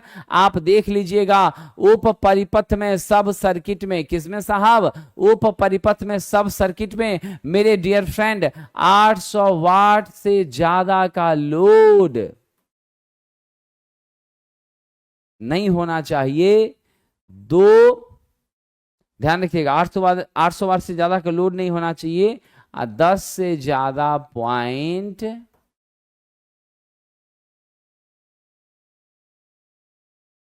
नहीं होना चाहिए। क्या होना चाहिए? 10 से ज्यादा पॉइंट नहीं होना चाहिए और 800 से ज्यादा लोड नहीं होना चाहिए। यही अगर बात हो जाए पावर सर्किट के बारे में, अच्छा पॉइंट है ये, यही बात हो जाए आपका पावर सर्किट के बारे में, तो पावर सर्किट में हमारा क्या हो जाएगा? तो पावर सर्किट में आप याद रख लीजिएगा साहब, हमारी जो मान है वह 3000 वाट से अधिक का वाटेज नहीं होगा और 2 से ज्यादा पॉइंट नहीं होगा। क्या होगा साहब? 2 से ज्यादा पॉइंट नहीं होगा। तो हम लोग किस उत्तर के साथ आगे बढ़ जाएं? ऑप्शन नंबर ए, यहां पर 800 वाट। क्या हो जाएगा? 800 वाट। चलिए आगे बढ़ते हैं साहब, ठीक है। Now the next question. किसी सिंक्रोनस जनरेटर का वोल्टेज रेगुलेशन ऋणात्मक होगा। बड़ा अच्छा प्रश्न है। सिंक्रोनस जनरेटर का वोल्टेज रेगुलेशन ऋणात्मक होगा, ये तब स्थिति बनेगी जब मेरा लोड का पावर फैक्टर क्या कर जाए? लीड कर जाए। और लोड का पावर फैक्टर तब लीड करता है जब मेरी, जानते हैं लीडिंग के केस में यह कैसी स्थिति में रहती है? मेरा जो जनरेटर है वह अंडर एक्साइटेशन के कंडीशन में जब रहता है, तब जाकर के हमारी पावर फैक्टर क्या होती है साहब? लीडिंग होती हैं। और जब लीडिंग होगी तो ऑन बिहाफ ऑफ दिस हमारी क्या हो जाएगी? रेगुलेशन ऋणात्मक होगी, न्यूनतम होगी, मिनिमम होगी, ठीक है। बिल्कुल सही बात है साहब। तो लोड पावर फैक्टर जब लीडिंग होती है तो वोल्टेज रेगुलेशन ऋणात्मक होता है। ठीक है, option number D is the right answer. चलिए आगे बढ़ते हैं। मोटर डैश मोटर की लोडिंग पर निर्भर करता है। बड़ा अच्छा प्रश्न है, कोशिश करिएगा आप लोग। मोटर किस मोटर की लोडिंग पर निर्भर करता है? मोटर का डैश मोटर की लोडिंग पर, तो मोटर का पावर फैक्टर। मोटर का क्या है साहब? Power factor. आप सब जानते हैं पावर फैक्टर का स्वभाव मेरे लोड के स्वभाव पर डिपेंड करता है। कैपेसिटिव लोड होगा, कैपेसिटिव लोड होगा तो पीएफ मेरा लीडिंग नेचर का होगा, है ना। अगर आपका क्या होगा? इंडक्टिव लोड होगा तो पीएफ मेरा क्या होगा साहब? लैगिंग नेचर का होगा। अगर हमारा क्या हो जाए? रजिस्टिव लोड होगा, है ना, तब हम लोग सोच सकते हैं कि आपका क्या हो जाएगा? पावर फैक्टर यूनिटी की तरफ मूव करेगा। तो अलग अलग स्थितियों और अलग अलग परिस्थितियों के हिसाब से हमारा जो कंसेप्ट है वो बदलता नहीं है, वो जैसा है वैसा ही रहता है। तो यानी स्पष्ट हो गया कि मोटर का पावर फैक्टर मोटर की लोडिंग पर निर्भर करता है, type of load which we are using for the application of this motor. सीसा एसिड बैटरी में प्रति सेल निगेटिव प्लेट की संख्या, तो गारंटी के साथ हमेशा याद रखना, भूलना मत कभी, निगेटिव प्लेट पॉजिटिव प्लेटों की संख्या से एक क्या होता है साहब? अधिक होता है। पॉजिटिव की संख्या अगर 10 है तो मेरा निगेटिव क्या हो जाएगा? 11 हो जाएगा। लेड एसिड सेल का बहुत यूज करते हैं। 2 वोल्ट इसकी क्या होती है? एक सेल की वोल्टेज होती है। हमें ज्यादा वोल्टेज चाहिए तो हम कई सेलों को आपस में कैसे जोड़ देते हैं? सीरीज में जोड़ने का साथियों काम करते हैं, इसमें कोई शक नहीं है साहब। यह टेस्ट, जिस टेस्ट का डिस्कशन आपकी सेवा में कर रहा हूं, जहां पर पीडीएफ की आपको दरकार महसूस हो रही है, वह टेस्ट आपको कहां मिलेगा साहब? वह टेस्ट मिलेगा प्लेटफॉर्म ऑनलाइन टेस्ट ऐप पर। कहां मिलेगा? प्लेटफॉर्म ऑनलाइन टेस्ट ऐप पर। और इस ऐप पर आप जाएंगे, इलेक्ट्रिकल ग्रुप का ट्रेड टेस्ट सेशन 1 परचेज करेंगे, वहां सारी की सारी टेस्ट, सारे के सारे डिस्कशंस यहां पर उपलब्ध हो जाएंगे। आपको बिल्कुल चिंतित नहीं होना है। और रही बात हमारी अभी लास्ट टाइम में जो क्वेश्चन की प्रैक्टिस करेंगे, पैटर्न को पकड़ेंगे, तो 6 सेट हमने प्रीवियस डिटेल सॉल्यूशन के साथ बाइलिंगुअल में क्वेश्चन और एक्सप्लेनेशन हिंदी में मैंने डाल दिया है। और 20 टेस्ट हमारी क्या है यहां पर? आपकी मॉडल पेपर है। क्या है? 20 हमारी आपकी टेस्ट सीरीज है, जिसके माध्यम से आप अपनी क्षमता को आंक सकते हैं। और ये पूरा का पूरा बुक अगर आप कवर कर लेते हैं 2600 सेट को, तो आप समझ लीजिए मिनिमम क्वालिफाइंग मार्क्स तो आपका गारंटी के साथ आ जाएगा। ज्यादा कुछ की जरूरत नहीं है, इतना आपको मैं विश्वास दिलाता हूं।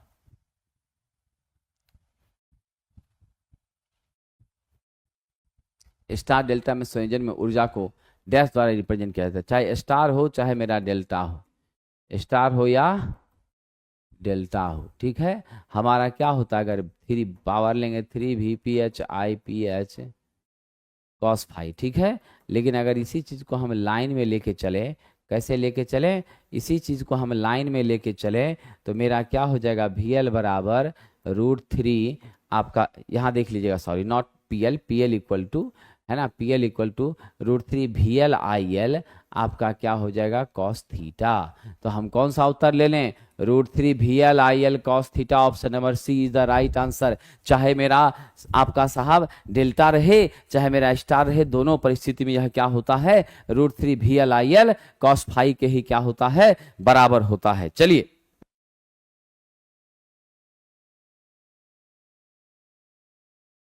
और आइए, एक स्टेप अप ट्रांसफार्मर की निम्न में से कौन सी वाइंडिंग में टर्न की संख्या अधिक होती है? बताइए। बहुत ही कठिन प्रश्न, इससे ज्यादा कठिन प्रश्न नहीं हो सकता है। ये पूरे एएलपी का सबसे टफ क्वेश्चन यही आ गया आपके बीच। वाह, बहुत अच्छा, बहुत अच्छा, बिल्कुल सही जवाब आप लोग दे रहे। जब इतने टफ क्वेश्चन का आप जवाब दे रहे हैं, इस धरती पर कोई आपको ट्रेड का एग्जाम पास करने से रोक पाएगा? बताइए। गारंटी के साथ ट्रेड का एग्जाम निकलेगा। यानी स्पष्ट है, स्टेप अप ट्रांसफार्मर कहा है, तो स्टेप अप ट्रांसफार्मर कहा है तो मेरी V2 बड़ी होगी V1 से, मेरा N2 बड़ा होगा N1 से, मेरा E2 बड़ा होगा E1 से, मेरा K का मान ग्रेटर देन 1 होगा, मेरा I1 बड़ा होगा I2 से। ये मसला है सरकार। यानी स्पष्ट हो गया कि हमारी जो है सेकेंडरी वाइंडिंग में टर्न्स क्या होंगे, ज्यादा होंगे, और जिस वाइंडिंग में टर्न ज्यादा वहां पर वोल्टेज ज्यादा, जिसमें टर्न कम वहां वोल्टेज कम। यानी स्पष्ट है हमारे इस स्टेप अप में क्या होता है, V1 I1 बराबर V2 I2 होता है। मेरा V1 कम है, I1 ज़्यादा है। अब कि V2 ज़्यादा होता है, I2 कम हो जाती हैं। आप देख रहे हैं एक के बढ़ने से दूसरा घटता है, दूसरे के बढ़ने से पहला हमारा क्या होता है, घटता है। ऐसी स्थिति जो होती है, इसीलिए यह ओम के नियम का पालन नहीं कर पाता है, उसको ओबे नहीं करता है। ये ध्यान रखना साथियों, ठीक है। चलिए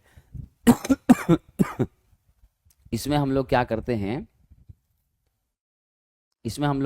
हैं, ध्यान रखिएगा। तो इसका जो प्राइमरी होता है वो लो वोल्टेज वाइंडिंग होता है, और सेकेंडरी क्या होती है, हाई वोल्टेज वाइंडिंग होती है। तो इसलिए उत्तर होगा सी। कह रहा तापदीप्त लैंपों के फिलामेंट में टंगस्टन का उपयोग क्यों करते हैं। टंगस्टन का इसलिए करते हैं कि इसका गलनांक क्या होता है, उच्च होता है। और दूसरी बात क्या है साहब, कि ये बहुत ज़्यादा तापमान को सस्टेन करता है। और हम लोग ये जानते हैं, ठीक है, हम लोग ये जानते हैं साथियों कि हमारी जो टंगस्टन की लैंप है, टंगस्टन का फिलामेंट है, यह आपका 2800 से लेकर 3000 डिग्री सेल्सियस तक सेटलमेंट कर लेता है सामान्य वर्किंग स्थिति में। ठीक है, क्या करता है, 3000 तक सस्टेन कर लेता है समान वर्किंग स्थिति में।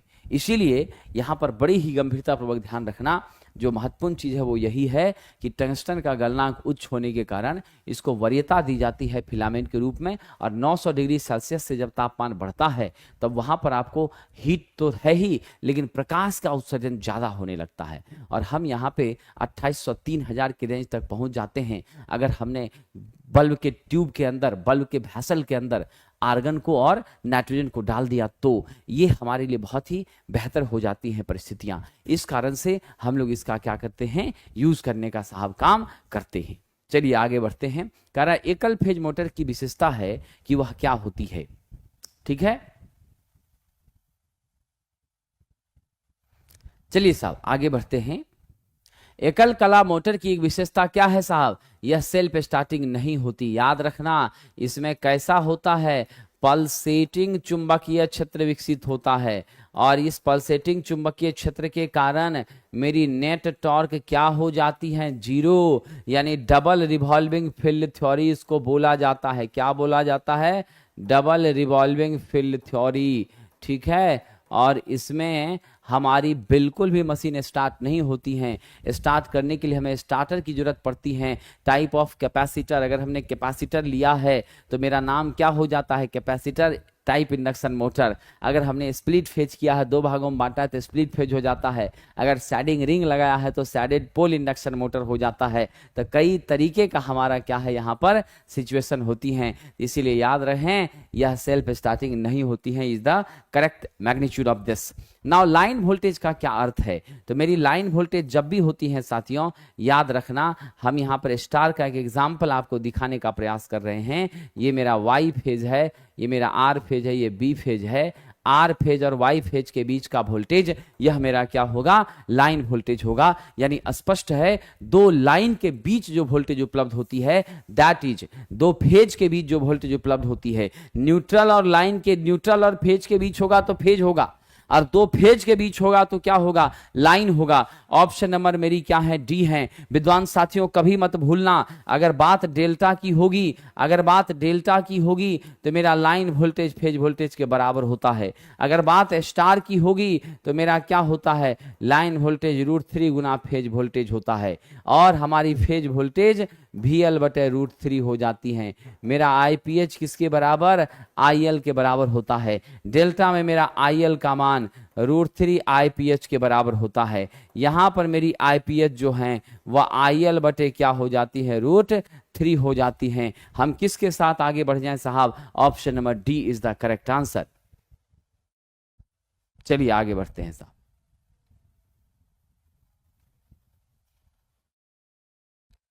साथियों किसी विशिष्ट परिपथ में 200 मिलीसेकंड में 10 कूलम का आवेश जा रहा है, धारा बताइए। मेरी टाइम कितनी है सरकार, 200 मिलीसेकंड है। यानी 200 इंटू 10⁻³ सेकेंड। मेरा चार्ज कितना है? 10 कूलम्ब है। आपसे पूछ रहा है आई बराबर Q/T।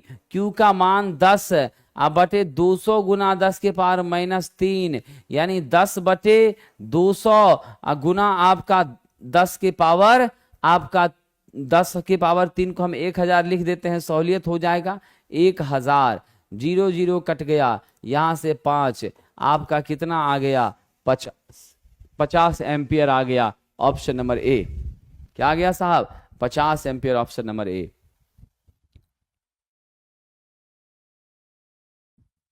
Option number A is the right answer.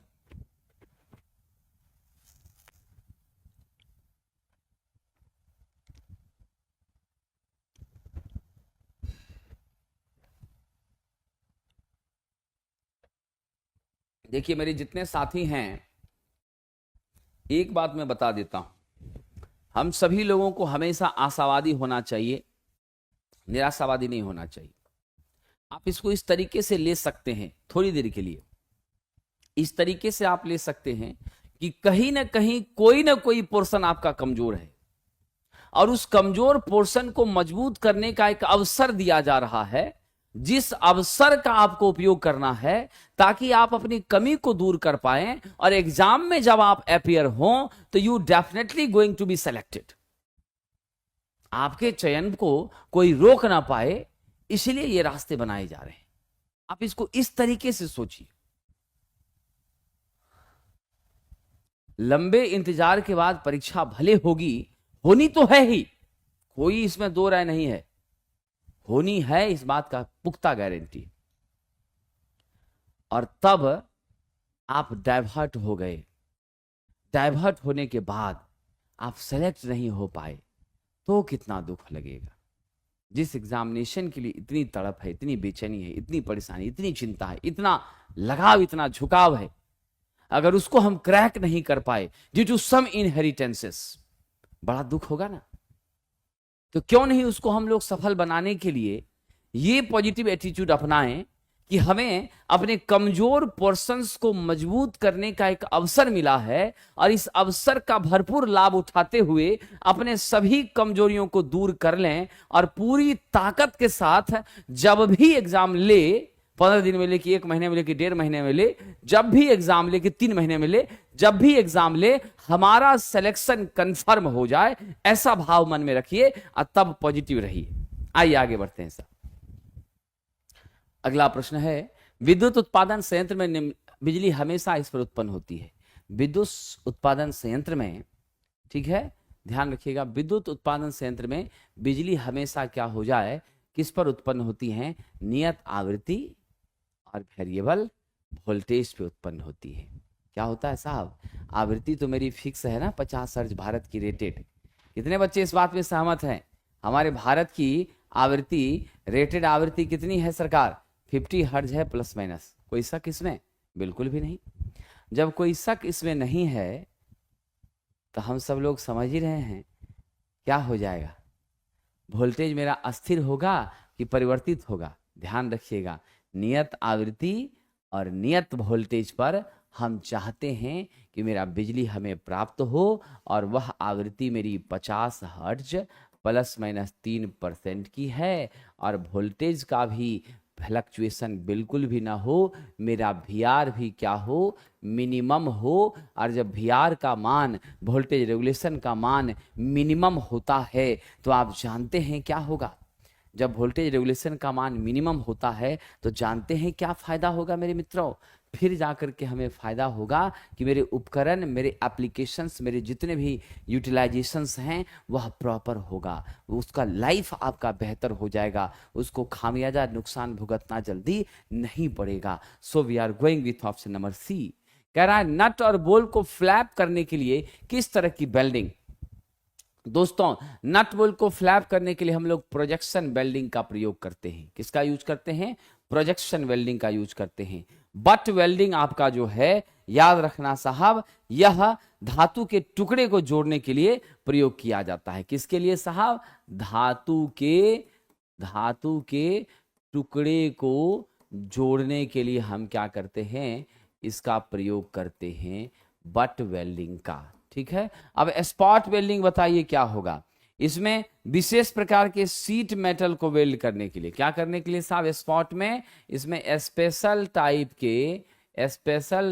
के आप कैसे भागों को, स्पेशल टाइप के शीट मेटल को वेल्ड करने के लिए हम इसका प्रयोग करते हैं। तो अलग अलग तरह के पदार्थों के लिए अलग अलग हम लोग क्या करते हैं, उपयोग करते हैं। आपका फ्लैश है, एंकर चेन है, रेल पाइप है, क्या है ये, एंकर चेन, आपका रेल पाइप, ठीक है, इत्यादि। इन सब को वेल्ड अगर करना हो तो उसके लिए फ्लैश वेल्डिंग का प्रयोग करते हैं। ठीक है, किसका करते हैं, फ्लैश वेल्डिंग का। तो मेरा राइट आंसर क्या है, projection welding, option number A is the correct. लघु परिपथ में प्रतिरोध का मान कितना होता है।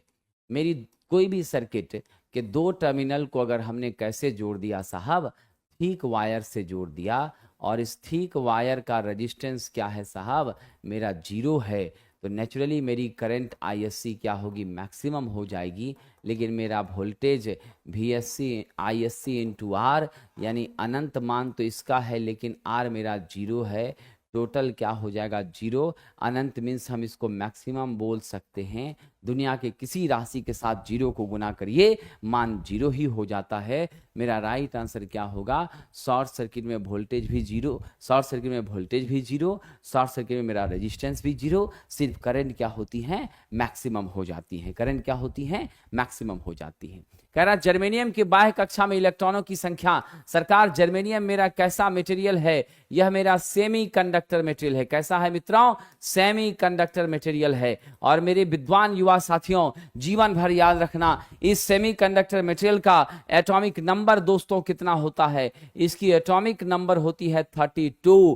कॉन्फ़िगरेशन करिए 2 8 18, कितना हो गया, 18 10 28, और 28 4 32।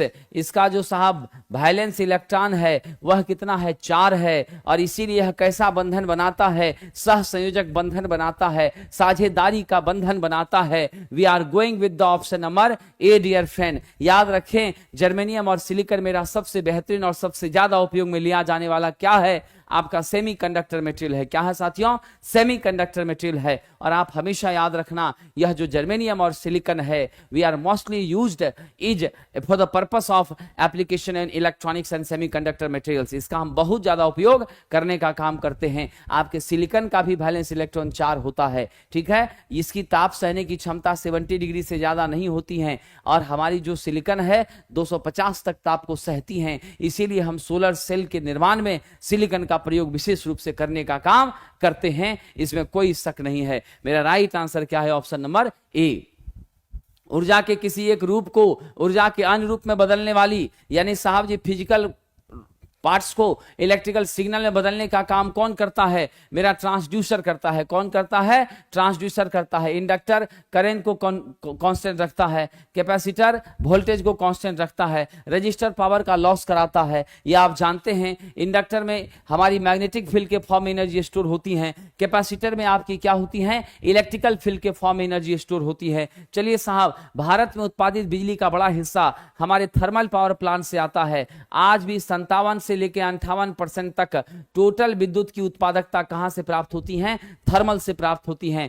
थर्मल प्लांट में ईंधन के रूप में कोयला लेते हैं साहब। याद रखिएगा, इसकी जो दक्षता है वह लगभग 30% तक हुआ करती है नॉर्मली। बाकी सुपर क्रिटिकल बॉयलर का यूज करके हम इसकी दक्षता को और बढ़ाने में क्या कर रहे हैं, प्रयोग कर रहे हैं। 65 से घट गया है चौहान साहब, 65 से अब कम हो गया है, क्योंकि सोलर वगैरह आप लोग बढ़ा दिए ना, है ना। 29% नेचुरली हम लोग लेते हैं, 30 से लेकर के 45 के बीच अब पहुंच गया है थर्मल का भी, लेकिन सुपर क्रिटिकल बॉयलर का यूज करने की कंडीशन में, ठीक है। 29-30 हम लोग लिया करेंगे, यही मेरा सही है।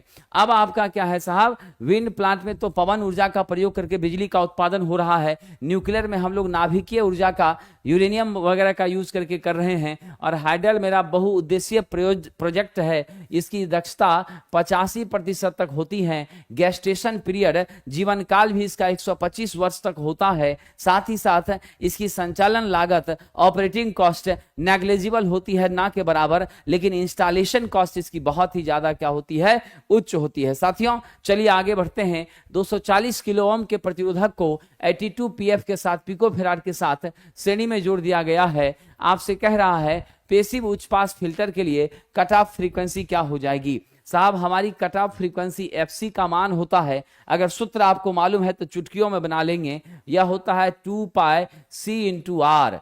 अब हम 1/2 पाई लिखा, कैपेसिटेंस का मान मेरा क्या है 82 पीको फेराड है। तो मेरे विद्वान मित्रों पीको को क्या लिखिएगा 10 की पावर -12 लिखिएगा, और यहाँ आपका 240 किलो ओम है, तो हम यहाँ 240 गुना 10 के पावर क्या कर देते हैं 3 कर देते हैं। क्या कर देते हैं 240 गुना 10 के पावर 3 कर देते हैं। विद्वान मित्रों अब यहाँ गंभीरतापूर्वक ध्यान दीजिएगा, we are going to solve this equation. जब इसको हम मैथमेटिकली सॉल्व करते हैं मेरा मान लगभग आता है 8.09 किलो हर्ट्ज के आसपास आता है। The option is near about to the value of B 8.087। We are approximately consider it as a 09 है ना 8.09। So the right answer is option number B. उत्तर क्या हो जाएगा बी। साहब जी हाई गेस्टेशन पीरियड का मतलब होता है इसका जीवन काल, इसका टिकाऊपन, इसका उम्र, इसकी उपयोगिता, उपयोग करने का समय। एक बार बन गया तो बहुत लंबा समय तक यूज में लिया जाएगा, ये इसका मतलब है। ठीक है चलिए साहब, 2 अल्टरनेटर मैकेनिकली युग्मित है, क्रमशः 40 और 50 हर्ट्ज पर पावर प्रदान कर रहा है। मेरे सेट का मैक्सिमम स्पीड होगा। तो साथियों हमारे सेट का मैक्सिमम स्पीड होगा 120 bye P into F2 minus F1. This becomes the maximum speed of the system. Okay dear friend, and the position of this is कितना, तो हम जानते हैं मैक्सिमम स्पीड हमारी मिलेगी जब पोल मिनिमम होगा, और मिनिमम पोल मेरा कितना हो सकता है 2 हो सकता है, उससे कम का सवाल ही पैदा नहीं होता। इसीलिए 120/2, F2 का मान सरकार 50, F1 का मान 40। वी आर सिंप्लीफाइंग दिस, 120/2 गुना 50 में से 40 हो गया, क्या हो गया 10 हो गया, यहाँ 5, आपका 600 RPM आ जाएगा। उत्तर हम ए नंबर को लेंगे। ठीक है चलिए अगला प्रश्न, वोल्टेज रेगुलेटर में किस प्रकार का डायोड यूज होता है, फटाफट बताइए। वोल्टेज रेगुलेटर में जीना डायोड यूज होता है, रिवर्स बायस में काम करता है। किस में काम करता है, रिवर्स बायस में काम करता है। ऑप्शन नंबर आपका सी हो गया साथियों, फोटो डायोड भी रिवर्स में काम करता है। चलिए 3 फेज में सिंगल फेजिंग एक शर्त होती है, जहां क्या होगा 3 फेज में सिंगल फेजिंग की जो समस्या आएगी, ये समस्याएं कब आएंगी जरा बताइएगा। 3 फेज में से कोई एक फेज हमारा क्या हो जाए, 3 फेज में से कोई एक फेज आपका भी संयोजित हो जाए। हालांकि इस स्थिति में हमारी मोटर चल रही होती है, बात सही है, बट लंबे समय तक अगर आप चलाइएगा तो हमारा डैमेज हो जाएगा, क्षत विक्षत हो जाएगा। ठीक है, केवल सप्लाई से जोड़ना नहीं, ये गलत बात है। राइट आंसर है 3 में से कोई एक फेज का संपर्क का टूट जाना। लोड हटाने पर किसी लंबे ट्रांसमिशन लाइन के प्राप्ति छोड़ का वोल्टेज मेरे रिसीविंग एंड के वोल्टेज से सेंडिंग एंड के वोल्टेज से क्या होता है अधिक। यानी यहां पर क्या कह रहा है, भी रिसीविंग का मान जो है वह ज्यादा है आपके भी सेंडिंग से। यह इफेक्ट मेरी क्या कहलाती हैं, फेरांटी इफेक्ट कहलाती हैं, जो कि मेरे हाई वोल्टेज ट्रांसमिशन लाइन में साहब ये प्रॉब्लम्स आकर होता है। और ये होता है कैपेसिटिव इफेक्ट के कारण मेरे चारों ओर के एटमॉस्फेयर के, यानी आपका जो वायु है कंडक्टर के करस्पॉन्डिंग का जो हमारा एटमॉस्फेरिक सेक्शन है उसके आयनाइज होने के कारण, कैपेसिटिव को डेवलप होने के कारण, क्योंकि हम जानते हैं मेरे ट्रांसमिशन लाइन में रजिस्टर, इंडक्टर, कैपेसिटर तीनों मौजूद होता है, लेकिन इस तीनों को हम सेपरेट नहीं कर सकते हैं। इसीलिए इसको किस नाम से जानते हैं साहब हम लोग, इसको हम जानते हैं, ध्यान रखिएगा, किस नाम से जानते हैं, फटाफट बताइए। इसको हम लोग फेरांटी इफेक्ट के नाम से जानते हैं। ठीक है, किस नाम से जानते हैं, फेरांटी इफेक्ट के नाम से जानते हैं। चलिए आइए साहब आगे बढ़ते हैं। ये किताब बेसिक साइंस इंजीनियरिंग ड्राइंग की, ये इलेक्ट्रिकल ग्रुप की रुक्मिणी प्रकाशन से ऑटोमोबाइल के लिए और मैकेनिकल के लिए ये पुस्तकें आपको काफी मदद पहुंचाएंगी। अगर आप इसके सहारे अपनी तैयारी कर रहे हैं तो आपकी सफलता सुनिश्चित होगी, इसमें कोई शक नहीं है। कंटेंट का जबरदस्त संगम यहां पर है। हेलिकल कॉइल का इस्तेमाल साहब, ये बात सही है, हेलिकल का इस्तेमाल हम लोग ट्रांसफार्मर में करते हैं, लेकिन कैसे ट्रांसफार्मर में करते हैं जरा मैं आपको बता दूं। इसका प्रयोग बड़े ट्रांसफार्मर के लो वोल्टेज की वाइंडिंग में किया जाएगा। कहां किया जाएगा? बड़ा साइज का ट्रांसफार्मर हो लेकिन उसकी वाइंडिंग कैसी हो साहब? लो हो। तो लो वोल्टेज में, बड़े ट्रांसफार्मर के लो वोल्टेज में इसका प्रयोग करते हैं। उसके बाद आपको मैं छोटी जानकारी दे दूं, क्रॉस ओवर वाइंडिंग जो है हाई वोल्टेज के लेकिन कम रेटिंग में, हाई वोल्टेज का कम रेटिंग में कौन सा? Cross over. हाई वोल्टेज का कम रेटिंग में क्रॉस ओवर, और बड़े ट्रांसफार्मर के लो वोल्टेज में कौन सा? आपका हेलिकल। तो राइट आंसर है आपका बी। चलिए आगे बढ़ते हैं। धातु दिष्टकारी में हानियां कम होती हैं, ठीक है। चलिए, हमारे समर साहब का कहना है सर होली में ऑफर आएगा बैच में। समर साहब, जब आपकी इतनी मुरादें पूरी हो रही हैं तो इस मुराद को भी पूरा किया ही जाएगा आपकी इस इच्छा को भी पूरा किया ही जाएगा। ऐसा कब हुआ है जब आपकी इच्छाओं का सम्मान नहीं हुआ है? हम तो सेवक हैं, आपकी आज्ञा का पालन हमको करना है। तो आपका आज्ञा है होली में ऑफर का, जरूर आएगा, कोई रोक सकता है क्या? है कि नहीं है? चलिए, कह रहा है धातु दिष्टकारी में हानियां कम होती हैं। तो धातु दिष्टकारी में हानियां कम होती हैं, ये बातें सही हैं, लेकिन एफिशिएंसी क्या होती है साहब, जरा बता दीजिएगा तो। What will be correct answer? उच्च होती है। जब लॉस कम हो गया बिना किसी टेक्नोलॉजी के ही, आप जानते हैं मेरी इफिशियंसी जो है साहब, ध्यान रखिएगा, मेरी इफिशियंसी का वित्त कर्मानुपाती क्या होता है?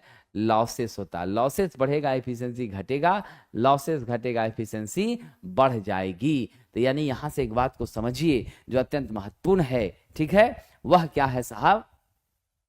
वह क्या है साहब? तो हम सब लोग इस बात को समझने का प्रयास करें कि हमारी दक्षता क्या होगी। अगर लॉसेस घटेगी तो मेरी दक्षता उच्च हो जाएगी। क्या हो जाएगी? उच्च हो जाएगी, इसमें कोई शक नहीं है।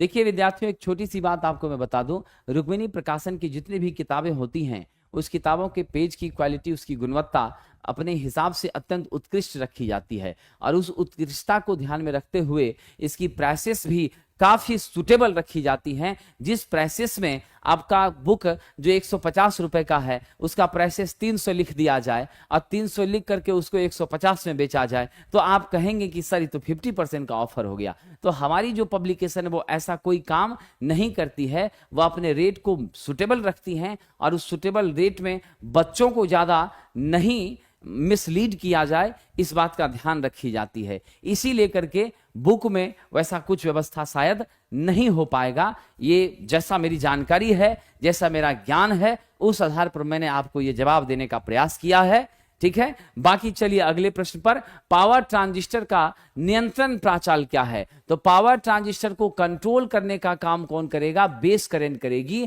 क्योंकि यह मेरी क्या होती है साहब, ध्यान रखिएगा, करंट कंट्रोल डिवाइस होती है माय डियर फ्रेंड। क्या होती हैं? करंट कंट्रोल डिवाइस होती हैं हमारी पावर ट्रांजिस्टर। ओके, सेम वही बात है, लेकिन इसका हाई वोल्टेज एप्लीकेशन में यूज करते हैं। कह रहा सिंक्रोनस मोटर में टॉर्क एंगल क्या होती है? तो बड़ा ही अच्छा प्रश्न है साहब। याद रहे, मेरे स्टेटर के चुंबकीय क्षेत्र और रोटर के चुंबकीय क्षेत्र के बीच का जो आपका एंगल बनता है वही आपकी क्या होती है? टॉर्क एंगल होती हैं। The magnitude of this one is rotating poles और स्टेटर पोल्स के बीच का कोणीय विस्थापन, that is considered as del, and we say this is as a load angle, torque angle. इसी को क्या कहते हैं? टॉर्क एंगल कहते हैं। यही एडजस्ट करता है हमारे लोड के बढ़ने पर, ताकि हमारी स्पीड कांस्टेंट रहती हैं। और आप जान लेना साहब, जब इस डेल का मान कितना हो जाए, 90 डिग्री हो जाए, मेरे सिंक्रोनस मशीन में पावर मैक्सिमम होगा E0 V by XS sine del था ना। अगर डेल मेरा 90 हो जाएगा, इसका मान 1 हो जाएगा, मेरी पावर क्या हो जाएगी दोस्तों? मैक्सिमम हो जाएगी। We are going with option number C. प्रेरण मोटर और संप्रदायी वोल्टेज में विकसित टॉर्क का क्या संबंध है? इंडक्शन मोटर में मेरी टॉर्क, हमेशा याद रखना, सप्लाई वोल्टेज के वर्ग का क्या होता है? समानुपाती होता है। क्या होता है? वर्ग का समानुपाती होता है। तो टी समानुपाती है भी स्क्वायर के, इसीलिए सप्लाई वोल्टेज में अगर हल्का भी परिवर्तन किया जाए, a little bit changing in the case of supply voltage for the purpose of three phase induction motor, there will be a large changing, बहुत ज्यादा उसमें वेरिएशन हो जाता है, काफी सेंसिटिव होती हैं हमारी टॉर्क सप्लाई वोल्टेज के regarding. Dear friend, we are going with the next question. हमारा क्वेश्चन है पावर ट्रांसमिशन में टावर का क्या काम है? तो टावर हमारा क्या करता है साहब? हमारे कंडक्टर को साहब सहारा देता है और ग्राउंड क्लियरेंस प्रदान करता है। नॉर्मली आप जान लीजिएगा, एक डाटा आपको बता रहा हूं, गांठ बांध लीजिएगा साहब, 132 केवी का ट्रांसमिशन लाइन है, 6.1 मीटर का गैप होना चाहिए जमीन से। कितने का होना चाहिए? 6.1 का होना चाहिए। अगर आपका साहब जी 220 केवी है, अगर 220 केवी का ट्रांसमिशन लाइन है तो 7 मीटर का, कितने का? ध्यान रखना, 7 मीटर का। कितने का जी? 7 मीटर का गैप होना चाहिए। अगर 400 केवी है तो 8.8 मीटर का ग्राउंड क्लियरेंस होना चाहिए। जिस हिसाब से मेरी वोल्टेज बढ़ती जाती है, definitely the length of ground clearance is also going to be increases. इसका भी क्या होना चाहिए? बढ़ना चाहिए। ठीक है, ध्यान रखिएगा साहब। तो 132 में हम लोग कितना लेते हैं? 6.1 लेते हैं। 220 में 7 मीटर लेते हैं। 400 में 8.8 मीटर लेते हैं। ठीक है, ये ध्यान रखिएगा। चलिए आगे बढ़ते हैं साहब। अगला है डीसी मशीन में इंटरपोल यूज किया जाता है। तो डीसी मशीन में इंटरपोल जो यूज किया जाता है, किसके बीच किया जाता है? 2 मेन पोल के बीच किया जाता है। कहां किया जाता है? 2 मेन पोल के बीच किया जाता है। ठीक है, ये ध्यान रखिएगा साहब। तो डीसी मशीन में आपका इंटरपोल किसके बीच किया जाता है साथियों? ध्यान रखना, हमारा डेफिनेटली आर्मेचर प्रतिक्रिया के प्रभाव को कम करने के लिए किया जाता है। और 2 मेन पोल के बीच में, मेन पोल के बीच में क्या रहता है? मेरी इंटरपोल होती है। और इंटरपोल की वाइंडिंग किसके साथ जुड़ी होती है? मेरे आर्मेचर के साथ श्रेणी में जुड़ी होती है। Option number A is correct answer. चलिए साहब, विद्यार्थी जी आपका आज 16वां डिस्कशन है। हमें 20 डिस्कशन आपकी सेवा में पूरा करना है।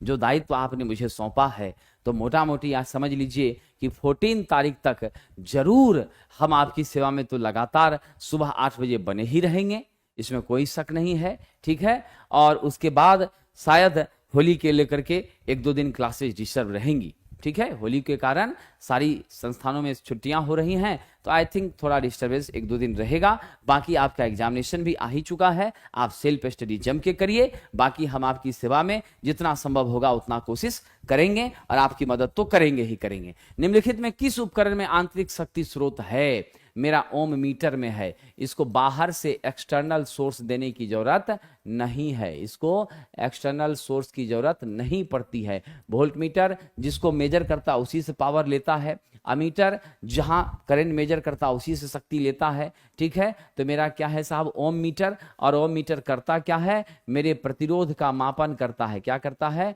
प्रतिरोध का मापन करता है। और इतना ही नहीं, आप एक और छोटी बात को याद रखना मेरे विद्वान साथियों। क्या है वह महत्वपूर्ण चीज? तो हमारी मेगर भी एक्सटर्नल कोई सप्लाई नहीं लेती, वह अपने अंदर ही जनरेटर रखती है और उस हैंड ड्रिवेन जनरेटर को 160 आरपीएम पर घुमा करके आप वहां से विद्युत का उत्पादन करके तब हम इसको मेजर करने में कामयाब होते हैं। तो ओम मीटर, मेगर, ये सब एक्सटर्नल सोर्स से सप्लाई नहीं लेती, ये खुद अपने अंदर सिस्टम के अंदर सोर्स को मेंटेन करने का काम करती है। ठीक है, चलिए साथियों, खूब मन लगा के पढ़िए, मेहनत करिए। आपका इस बार जीवन सफलता के उस असीम क्षण को प्राप्त करे जिस क्षण के लिए आप इतने लंबे समय से इंतजार कर रहे हैं। मेरी शुभकामनाएं आप सभी के साथ हैं। खूब मेहनत कीजिए। बहुत बहुत धन्यवाद।